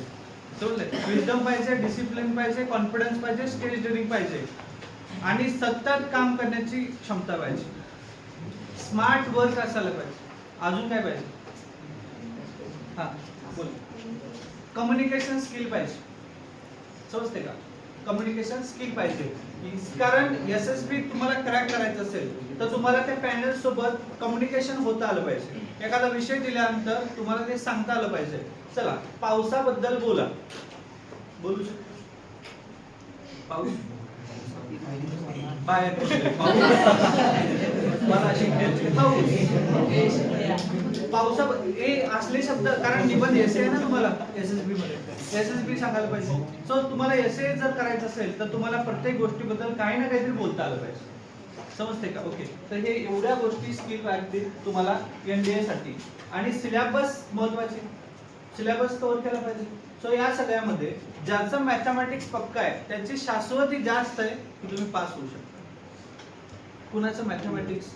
सर मला मॅथमॅटिक्स आवडतं असेल हात वर कर. हे मॅथमॅटिक्स आवडतं म्हटलं तर हे कसं हसते बघ, खुदू खुदू हसते.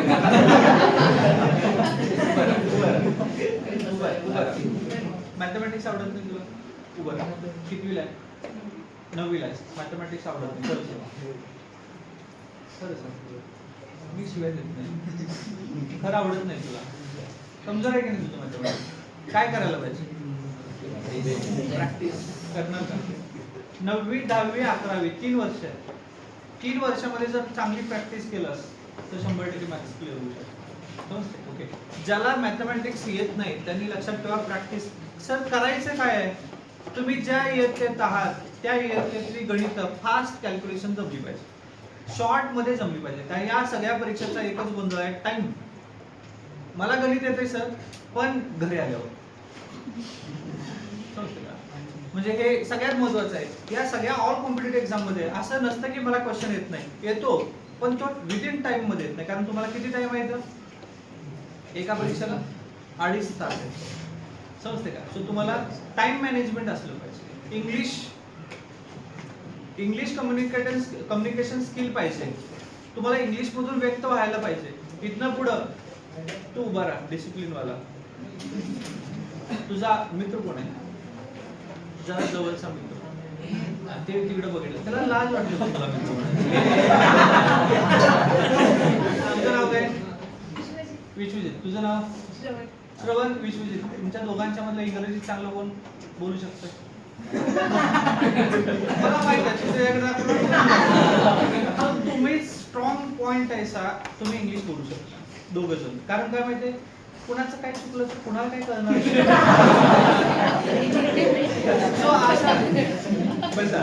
असा एक आपल्यातला अडाणी मित्र शोधा. मी काय म्हणतोय, असा आपल्यातला अडाणी मित्र शोधा. म्हणजे काय प्रॉब्लेम आहे काय, आपण जे इंग्लिश बोलायला आणि काय प्रॉब्लेम आला एखाद्या वर्ड वरती तर ते समजून घेऊ शकते, कारण ते पण आणि इथनं पुढं वरांड्यात फिरताना, बाहेर जाताना, जेवताना बोलायचं इंग्लिश मध्ये बोलायचं. काय काय ते तोडकं मोडकं असं ना इंग्लिश मध्ये बोला. समजते का? कारण व्होकल इंग्लिश हे वेगळे आहे, स्ट्रक्चरल इंग्लिश वेगळे आहे. स्ट्रक्चरल इंग्लिश म्हणजे काय, टेन्स, डिग्री, व्हॉइस, बरोबर का? हे वेगळं आहे. आणि ज्यावेळेस तुम्ही कम्युनिकेशन करताय त्यावेळेस इंग्रजी वेगळं आहे. सर आहेत नरेंद्र पाटील सर, इथनं पुढं त्यांच्यासोबत बोलायचं असेल, काय का मोडकं तोडकं असू दे, इंग्रजीतच बोलायचं. ते मग 3-4 शब्द बोलतील, यस यस या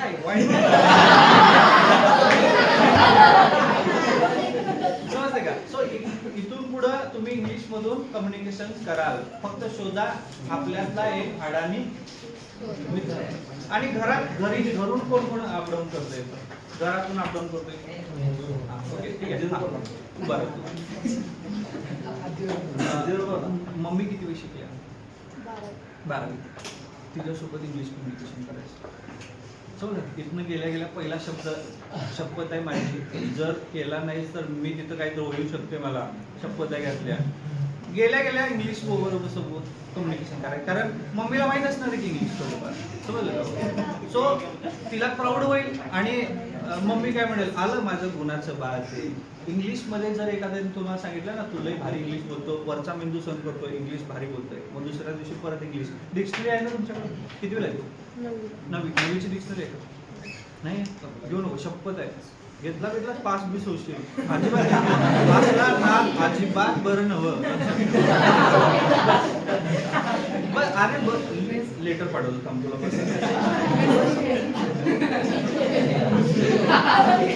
तुमच्या त्या इयत्तेमध्ये वर्ड्स आहेत, ग्लॉसरी आहे म्हणजे काय इंग्लिशच्या शेवटी ग्लॉसरी पाठ करा.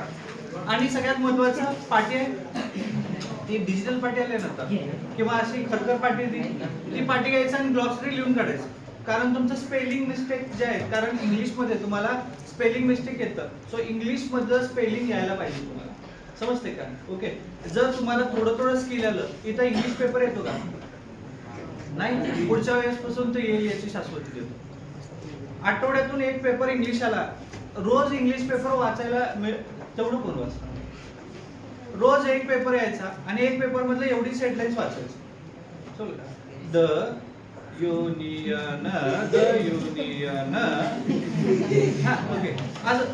असं सुरुवात झाली तर काही हरकत नाहीये, पण हेडलाईन्स वाचायचे सगळे मुलांनो. फक्त शेवटच्या पानावर क्रिकेटच बघायचं नाहीये. नाही तर तुम्ही फक्त बघ कसला स्ट्रेटर खेळायला लागलाय, त्याचा फोटो भारी मारलाय, कोण आहे बघ, हा गिल आहे, सपला विषय, त्यांचा पेपर होतोच तिथं. आणि मुलींचं लक्षात ठेवा, हेडलाईन्स मध्ये चित्र आहे तेवढंच बघायचं नाही, हेडलाईन्स बघायचे, हेडलाईन्स. आणि त्याच्यामध्ये काही असतात बघा, चेहरे असतात माहितीये का. बीसीसीआयच्या अध्यक्ष सध्या कोण आहेत? जयशा. समजते? सु राईट. मामा आहे तुझा जयशा. तर हे लक्षात ठेवा, सुरुवात करायचं आत ना किती होते बघा. आपलं काका, तुझ्या सगळ्यात जवळचं घरातलं कोण आहे? पप्पा. काय म्हणतेस पप्पा? हे पप्पा काय? पप्पा. ओ पप्पा लांब आहे. ओ पप्पा काय? ए पप्पा. ओ पप्पा ना. समजते? म्हणजे आतमध्ये राग येतो की पप्पांच्या मारताना? नाही, खरं सांग. नाही, बस खूपच प्रामाणिक सांगितलं. ओके. मारायला लागल्यानंतर तुमचं चालेल असते. आत किती पण राग होते, अशा माननीय व्यक्तींना माननीयच म्हणायचं.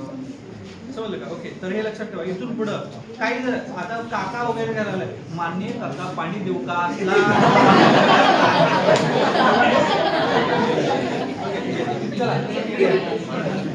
म्हणजे जर तुम्ही हे लक्षात घ्या, 10वीला कोणाचा हात वरती करा. 10वी आता सध्या 10th आहे. मोस्ट ऑफ सगळे. ओके ठीक आहे.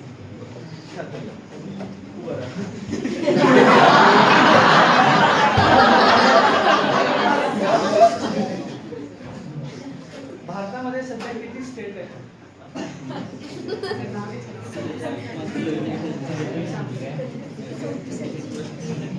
कोण आहे? अजून कोण 10वीला? कितीला? 9वी. बरं. किती स्टेट, राज्य किती आहेत? 29. 2014 बाहेर 28 आहे. बस. ओके. 3 डेट्स आहेत. 3 डेट्स मधला तो कोण आहे? तो असतो तो 7वीची गणित, 10वीची गणित 7वीला असताना सोडत असतो. रँचो.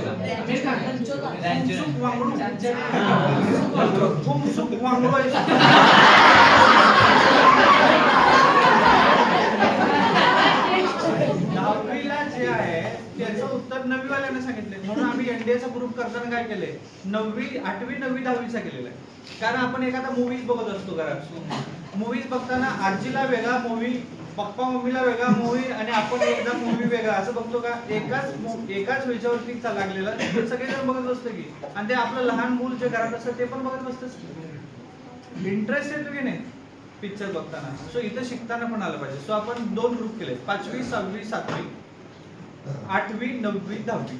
मग 11वी, 12वीचं काय? ॲथॉन्टिक एनडीए. तिथं हे यांचं बेसिक फाउंडेशन आहे ना. तुम्हाला जर मी असं विचारलं, भारताचे पहिले पंतप्रधान आणि पहिलं राष्ट्रपती, जीएटी मध्ये 2-3च प्रश्न सॉल्व्ह होते. 11वी आणि 12वी वाले किती जण आहेत? 2 जण आहेत. ओके ठीक आहे. ठीक आहे. तू आहे का? ओके ठीक आहे. बस. आता हे लक्षात ठेवा, 11वी आणि 12वी वाले ॲथॉन्टिक एनडीए म्हणजे काय? तुमचं मॅथमॅटिक्स जमलं पाहिजे तुम्हाला. का फिजिक्स, केमिस्ट्री आणि मॅथमॅटिक्स हे 3 पीसीएम. हे चिल्लर पार्टी जरा दादा लोकांसाठी बोलतो मी. लक्ष द्या, तुम्ही हे समजून घ्या. पुढे जाऊन पीसीएम क्लिअर झाला पाहिजे. दुसरी गोष्ट जीएटी. जीएटी मध्ये हे जे सब्जेक्ट आहे त्यापैकी जिओग्राफी जो आहे ना तो 22 प्रश्नांचा. किती प्रश्न? 22 गुणिले 4, 88 मार्क तिथेच आहे. करंट अफेअर्स 10 प्रश्न गुणिले 4 मार्क, 40 मार्क तिथेच आहे. सो तुम्ही 4-5 विषयापैकी आता तुझा बायोलॉजी होतं का? आहे ना. बॉटनी आहे. सो बेनिफिट आहे. तुला होतं का बायोलॉजी, बॉटनी? सेम. तुला आहे. तुला तू कितवीला आहे? 11वीला. सेम बायोलॉजी आहे का? बॉटनी, पीसीएम आहे. ओके. बी जर असेल तर अजून सोपा मार्क झाला, कारण बायोलॉजी, बॉटनी आणि झूचे प्रश्न त्यात 6-7 असतात. मॅथ ओनली मॅथमॅटिक्स असेल तर तुम्हाला बायोलॉजीचं समजतच नाही. फॉर एक्झाम्पल असं आपण हे लक्ष द्या, काय प्रश्न आहे, काही गोष्टी सांगतो. आपण पाणी पितो, खेळून आल्यानंतर पाणी पिता तुम्ही, उभा राहून पाणी पिता का बसून पाणी पिता?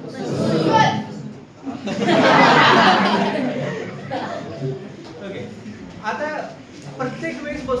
असं नाहीये, ते ते एक असं असं आहे की पाणी पाहिजे बाबा, गट गट गट येताना असं आवाज येत नाही, बडॉक बडॉक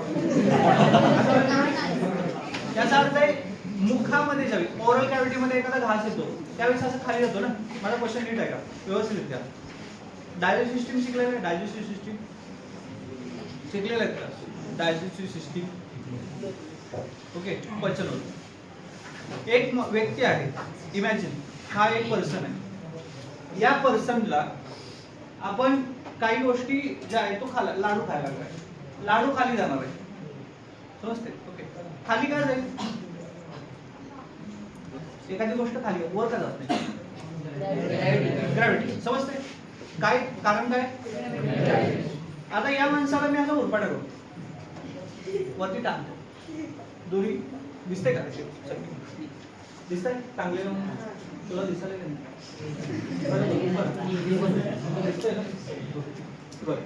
त्याला खाली जे आहे ना, आता खाली तोंड आहे, त्याला तोंडामध्ये लाडू घालूया, चालू काय बघा, ते ओपन कर.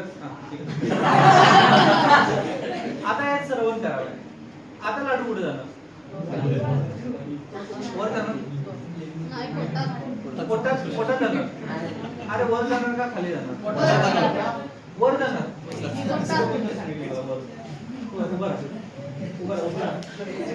कोण म्हटलं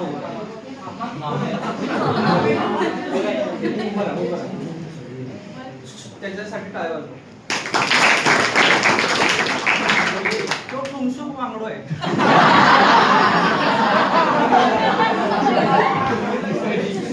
इरिटेट्स माहिती ना त्याचं कारण काय माहिती काय, 12वीला जे क्वेश्चन आहे त्याचे आन्सर ते कितवीला, 10वीला. का माहितीये, पहिलं जे कारण तुम्ही सांगितलं वरती आपण झालेलं खाली जातं, याचं कारण तुम्ही काय सांगितलं, ग्रॅव्हिटेशन. चूक आहे. कारण जर तसं असतं तर उलटा टाकलेल्या माणसाला आपण ज्यावेळेस त्याच्या मुखामध्ये लाडू घालणार आहे त्यावेळी कुठे यायला पाहिजे तो, खाली, कारण ग्रॅव्हिटेशनल फोर्स ऑलवेज खाली. मग ते वरती काय केलंय, याचा अर्थ वरती गेलाय तर पहिलं कारण ग्रॅव्हिटेशनल नव्हतं. क्लिअर. मग आता मी परत एकदा सरळ माणसावरती येतो. लाडू खाल्लाय, आज चाललाय, बोर वेल म्हणजे माहितीये, बोर घरी कोणाच्या बोर आहे का, त्या बोर मध्ये असं दगड टाकलेलं आहे, आता दगड टाकून थोड्या वेळानंतर कसा होतो, ओके. मग आपण जर लाडू टाकलाय आतमध्ये, इथनं ज्यावेळेस आत अन्न जातं त्यावेळेस इथून कुठं जातं, पोटात. 5वीचं उत्तर आहे, कुठं जातं कुठं, बरं, स्मॉल इंटेस्टाईन. हा बरोबर आहे ना, स्मॉल इंटेस्टाईन. ओके, हिला आपण गिनीज रेकॉर्ड देऊ शकतो, गिनीज वर्ल्ड रेकॉर्ड. कारण हिच्यातलं अन्न स्टमक मध्ये न जाता डायरेक्ट स्मॉल इंटेस्टाईन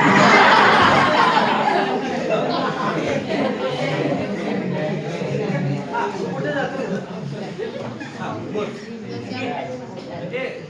काय कुठे जातं अन्न, चाललंय ते स्टमक मध्ये चाललंय का लिव्हर मध्ये चाललंय, स्टमक मध्ये कोणाचं चाललंय, बरोबर, स्टमक मध्ये कोणाचं तुझं चाललंय, बरं. अन्न जे आहे ते कुठे गेलंय, स्टमक मध्ये गेलंय. याचा अर्थ हीच फक्त माणूस आहे, बाकी सगळी जनावर, कारण स्टमक मध्ये जायला पाहिजे ना. हे लक्षात येते का, इथून अन्न कुठे गेलंय, स्टमक मध्ये, बस स्टमक मध्ये गेलं. त्यानंतर पुढे स्टमकला जोडून कोण आहे, आत्ता आलं, हा स्मॉल, तिने वाचले कुठे, स्मॉल इंटेस्टाईन आहे ते कुठेतरी. मग काही उत्तर दिलं स्मॉल इंटेस्टाईन, काही क्वेश्चन केला स्मॉल इंटेस्टाईन, कधी कधीतरी बरोबर येणार नाही, चालू बघा स्मॉल इंटेस्टाईन. मग नंतर ना समजलं. ओके, आता ज्यावेळेस आपण इथं हे लिव्हर आहे ना, लिव्हर काय समज काय असतं ते, अन्न कुठे जाणार आहे, लिव्हर मध्ये का स्टमक मध्ये, कुठे घालवायचं,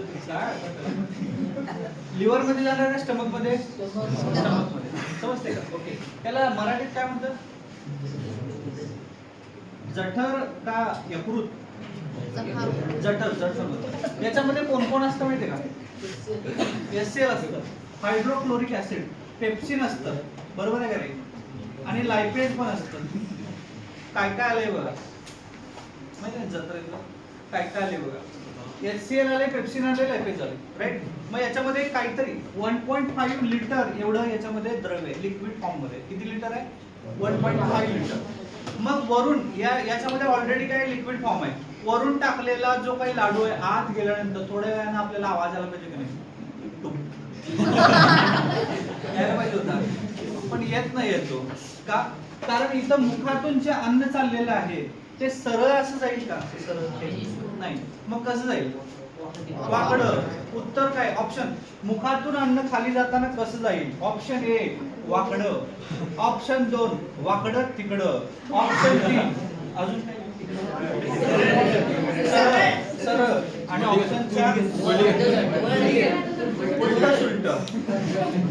तुम्ही ना हे एनडीए न करता एक चांगला व्यवसाय आहे, सांगतो तुम्हाला. 500 रुपये पावशर.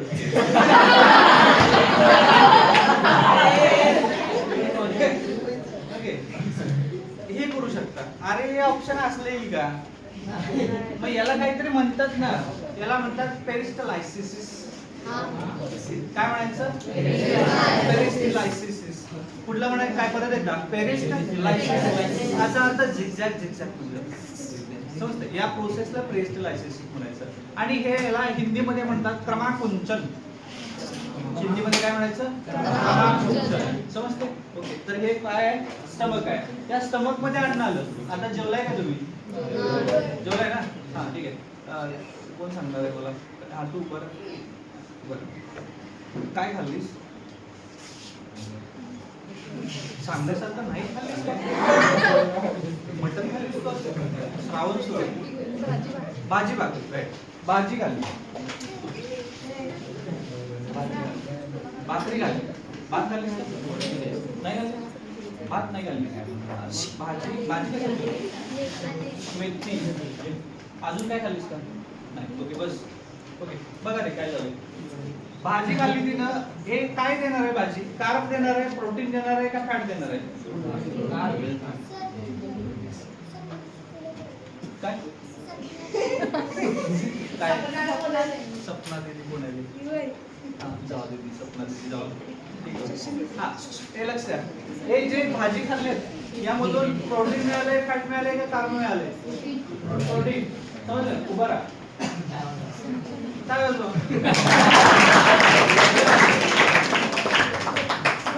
हा नोबेल विजेता होऊ शकते पुढे. कारण भाज्या विटॅमिन्स देतात. याला काय मिळाले? काय मिळतं भाज्यातून? विटॅमिन्स मिळतात. विटॅमिन्स. समजते का? मग रोग होतो माहितीये का? रोग कोण अजून जाणार आहे? कुणाला बोलावं? रोग होतो. जाणार आहे?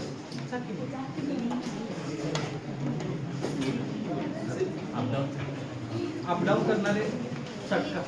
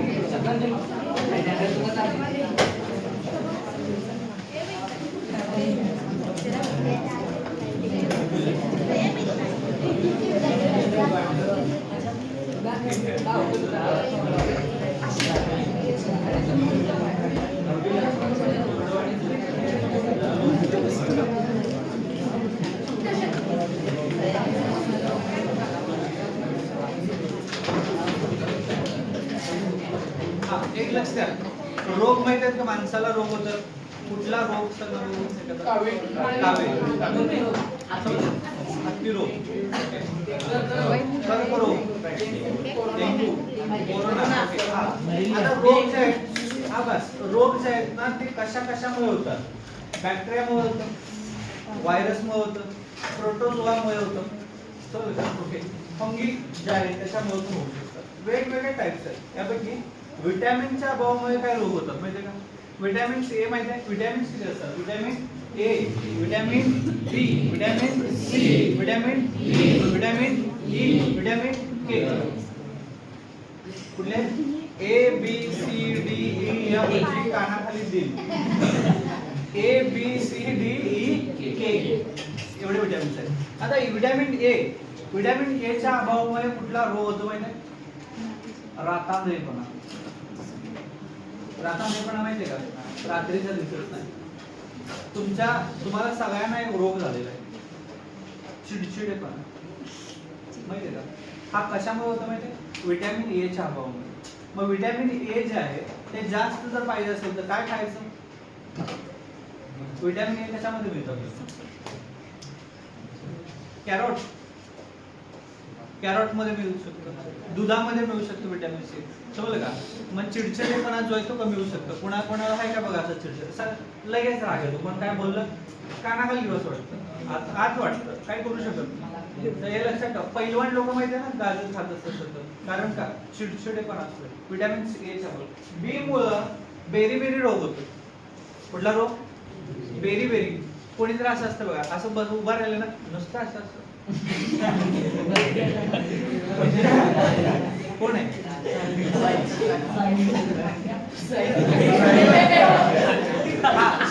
बीच्या अभावामुळे हा बेरी होतो. याच्यासाठी डाळी खायचं, डाळीच्या होतं. डाळीचं पाणी नाही खायचं, डाळ खायचं.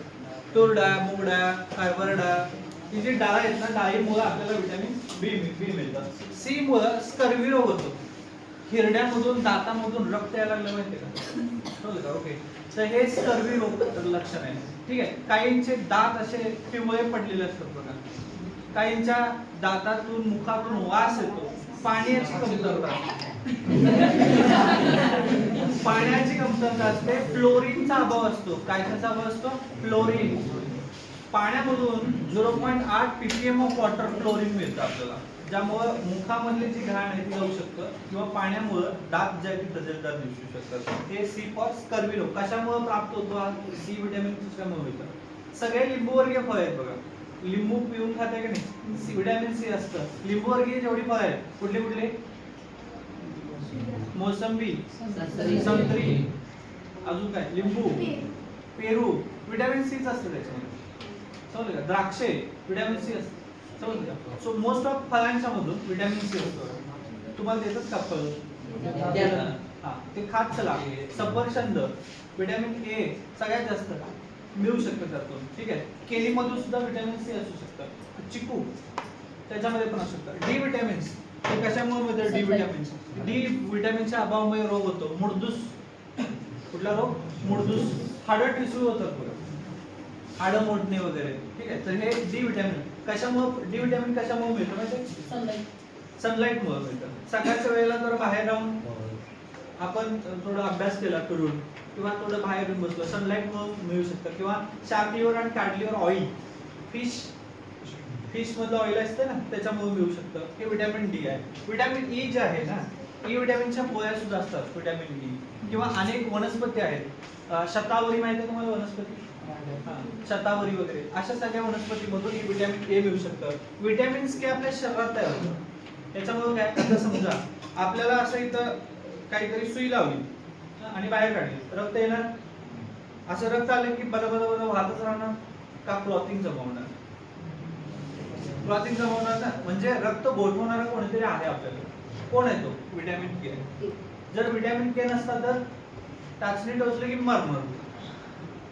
एका ड्रमला एक असं होल पाडलं का ड्रम मध्ये सगळं पाणी बाहेर ना. तसंच आहे आपलं. आतमध्ये किती लिटर रक्त आहे आपल्या? 5 लिटर. जराशे टोचलं की मरून जाणार मग. पण विटॅमिन के सारखे 18 कंटेंट आहेत आपल्यामध्ये, जे रक्त आहे ते गोठवू शकतं. रक्त गोठवण्याची क्रिया.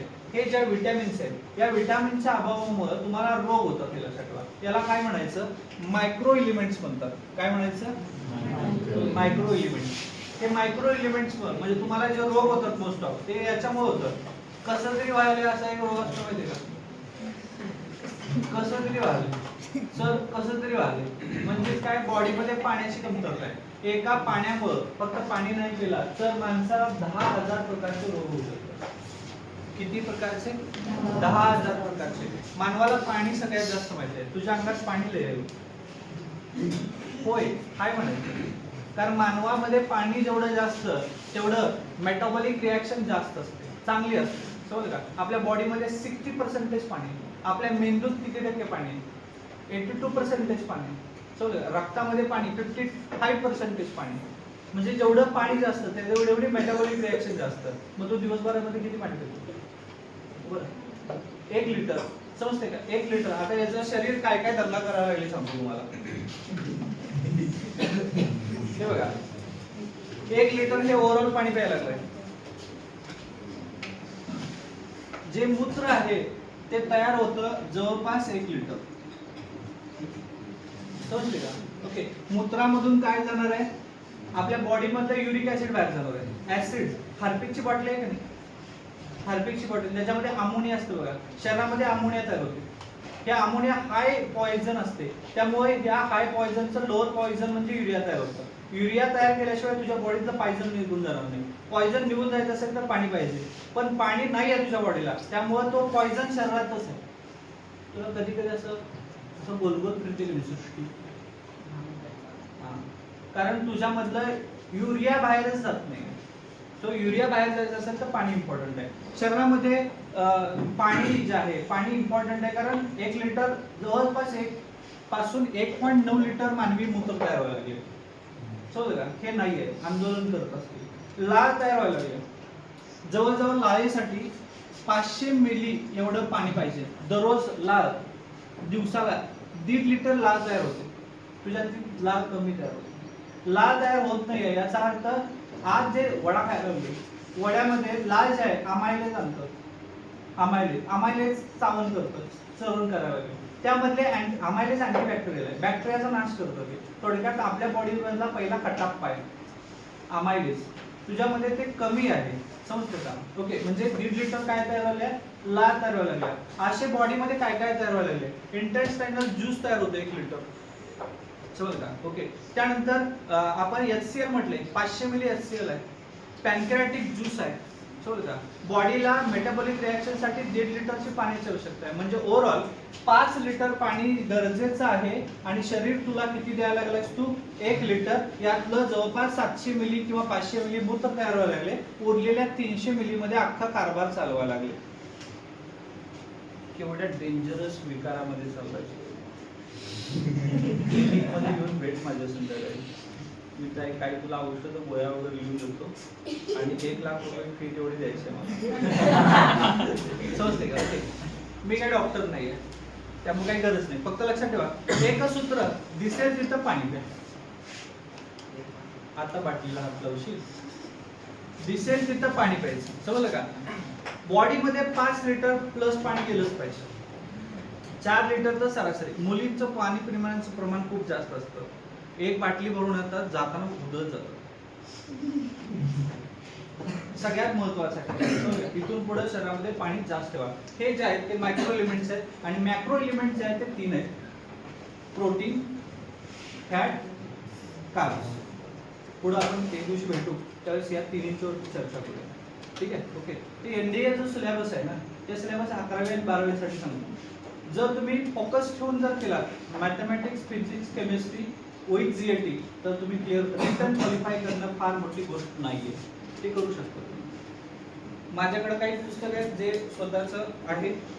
हे माझं पुस्तक आहे. याच्यामध्ये जीएटीचा पोर्शन दिलेला आहे. तो त्याच्यावरती तेवढं रट्टा मारला होऊन जातं विथ PYQ अनालिसिस. ठीक आहे? लुसेंट नावाचं पुस्तक माहिती असेल तुम्हाला. लुसेंटचं पुस्तक हे तुला क्लिअर होतं. ठीक आहे? किंवा हे पुस्तक हे क्लास नोट्स आहेत म्हणजे. असंच हे हिंदीमध्ये आहे आणि इंग्लिशमध्ये दोन्ही आवृत्तीमध्ये पुस्तकं जे आहेत ते ऑलरेडी काढलेले आहेत. सो तुम्हाला येण्यापूर्वी मी ऑलरेडी सेट करून आलेलं आहे सगळा प्रोग्राम मला कसा डिझाईन करायचा आहे. तुम्ही जे आता अशी अतिशय योग्य वगैरे उत्तर देताय, अशीच योग्य उत्तर देत राहा पुढे 4-5 वर्ष. जे आता 5वी, 6वी, 7वीला आहे, कंपल्सरी डोळा ठेवा 12वी वरती. पण ते सिलेबस कधी क्रॅक करणार आहे माहिती आहे का? तुम्ही ज्या इयत्तेत आहात त्या इयत्तेचा सिलेबस तुम्हाला कव्हर करता आलं पाहिजे. फॉर एक्झाम्पल, ते तू नववीला भाबा आहे, होमी बाबा. ओमी बाबाचा सिलेबस म्हणजे सायन्स क्लिअर, म्हणजे इथलं सायन्स क्लिअर. इथं कोण 6वीला आहे का? नाही. 7वीला कोण आहे का? नाही. 8वीला कोण आहे का? 9वी 10वीचे फक्त 9वी आणि 10वी वाल्यांच्यासाठी सांग. 10वी नंतर एसपीआय जीएसपीआय राईट. त्याच्यामध्ये जो सिलेबस आहे होल सिलेबस फिजिक्स केमिस्ट्री आणि मॅथमॅटिक्स आहे, इंग्लिश आहे. जर तुम्ही हा क्लिअर केला की 11वीला सोपं झालं. 3-4 वर्ष सतत केला तर पहिल्याच अटेम्प्ट मध्ये यश मिळू शकते तुम्हाला. समजते? ओके. पुढच्या वेळेसपासून आपण एनडीएचा जो भाग आहे तो डिवाइड करतोय सिलेबस मध्ये वगैरे. टेन्शन घेऊ नका. एनडीए हाय म्हणून बसू नका. मजा करायचं आहे, चिल करायचं आहे. काय करायचंय? पंतप्रधानांची नावं पाठ करायचंय, राष्ट्रपतीची नाव पाठ करायचं आहे, कॉन्स्टिट्यूशन समजून घ्यायचं आहे. जिओग्राफी जे तुम्हाला आहे ते सगळं सांगतोय. हे पुढच्या वेळी आल्यानंतर सगळ्यांच्याकडून पाठ करून घेतो मी. टेन्शन घेऊ नका काही. हे लिहिणं नाही की रब से फरियाद बेटी मांगे कार फुटर बाप रोए. हे ने अरब अरब से अरब सगळं पाठ. तुम्ही 118चे 118 मूलद्रव्य पाठ करणार तुम्ही. समजलं का? मम्मी म्हणे कुणाचं नेमकं एवढा हुशार कसा झाला? शब्द पटायला लागेल तुम्हाला. फक्त आजपासून तुमच्या व्यक्तिमत्वामध्ये एनडीए ऑफिसर दिसला पाहिजे. नाही ते एनडीए ऑफिसर आहे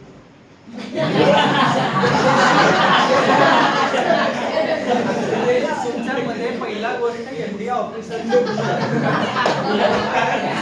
लक्षात ठेवा. एसएसबी मध्ये त्यानंतर फिजिकल मेडिकल असतं ना.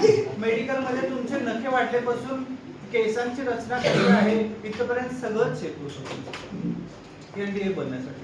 कधी घरी गेल्यानंतर युट्यूब वरती किंवा माझे काही युट्यूब व्हिडिओ मारतो मी, तुम्ही गेल्यानंतर सर्च करा अर्जुन कदम, तुम्हाला तिथं दिसतील. त्याच्यावरती सबस्क्राईब करो, चॅनल को सबस्क्राईब करो, लाईक करो और कमेंट करो. तिथं मी सांगून ठेवेल की कशा पद्धतीने हे सगळं सिलेबस आहे, मेडिकलची कशी तयारी करायची, हाईट किती पाहिजे याच्यावरती मी एक व्हिडिओ मारेल. तो सगळ्यांनी बघून घ्या. इथं तुम्हाला दाखवू कदाचित पुढच्या वेळेस कदाचित 1 महिन्यामध्ये आपण डिजिटल बोर्ड घेतोय. डिजिटल बोर्ड वरती आपल्याला सगळं पीपीटी वाईट प्रेझेंटेशन करायचं आहे. सो लिहून देण्याचा त्रास नाही, चिल करायचं. इथं आल्यानंतर एवढं डोकं जड घेऊन यायचं नाही एनडीए करायला लागतोय म्हणून. किंवा काय करायला थोडं फालतू एनडीए काय चाललंय म्हणायचं. कारण तुम्ही जर सांगितलं मेंदूला एनडीए करायला लागलोय, एनडीए झोपेल तुला म्हणून मी एनडीए करायला लागलोय, एनडीए लय जड आहे बाई. काही जड नाही, काही जड नाही. भाबा विभाग काही जड नाहीये. समजते का? तुम्ही ज्या येतात आहात ती पुस्तकं पाठ करायचं, दॅट्स ऑल. आणि ती पुस्तकं पाठ आहेत तुम्हाला. मी आता विचारलं पुस्तक काढून धडाधड सगळे उत्तर द्याल तुम्ही. त्यामुळे मला नाही विचारायचं तुम्हाला, कारण उगाच एवढा वेळ जाणार. ठीक आहे.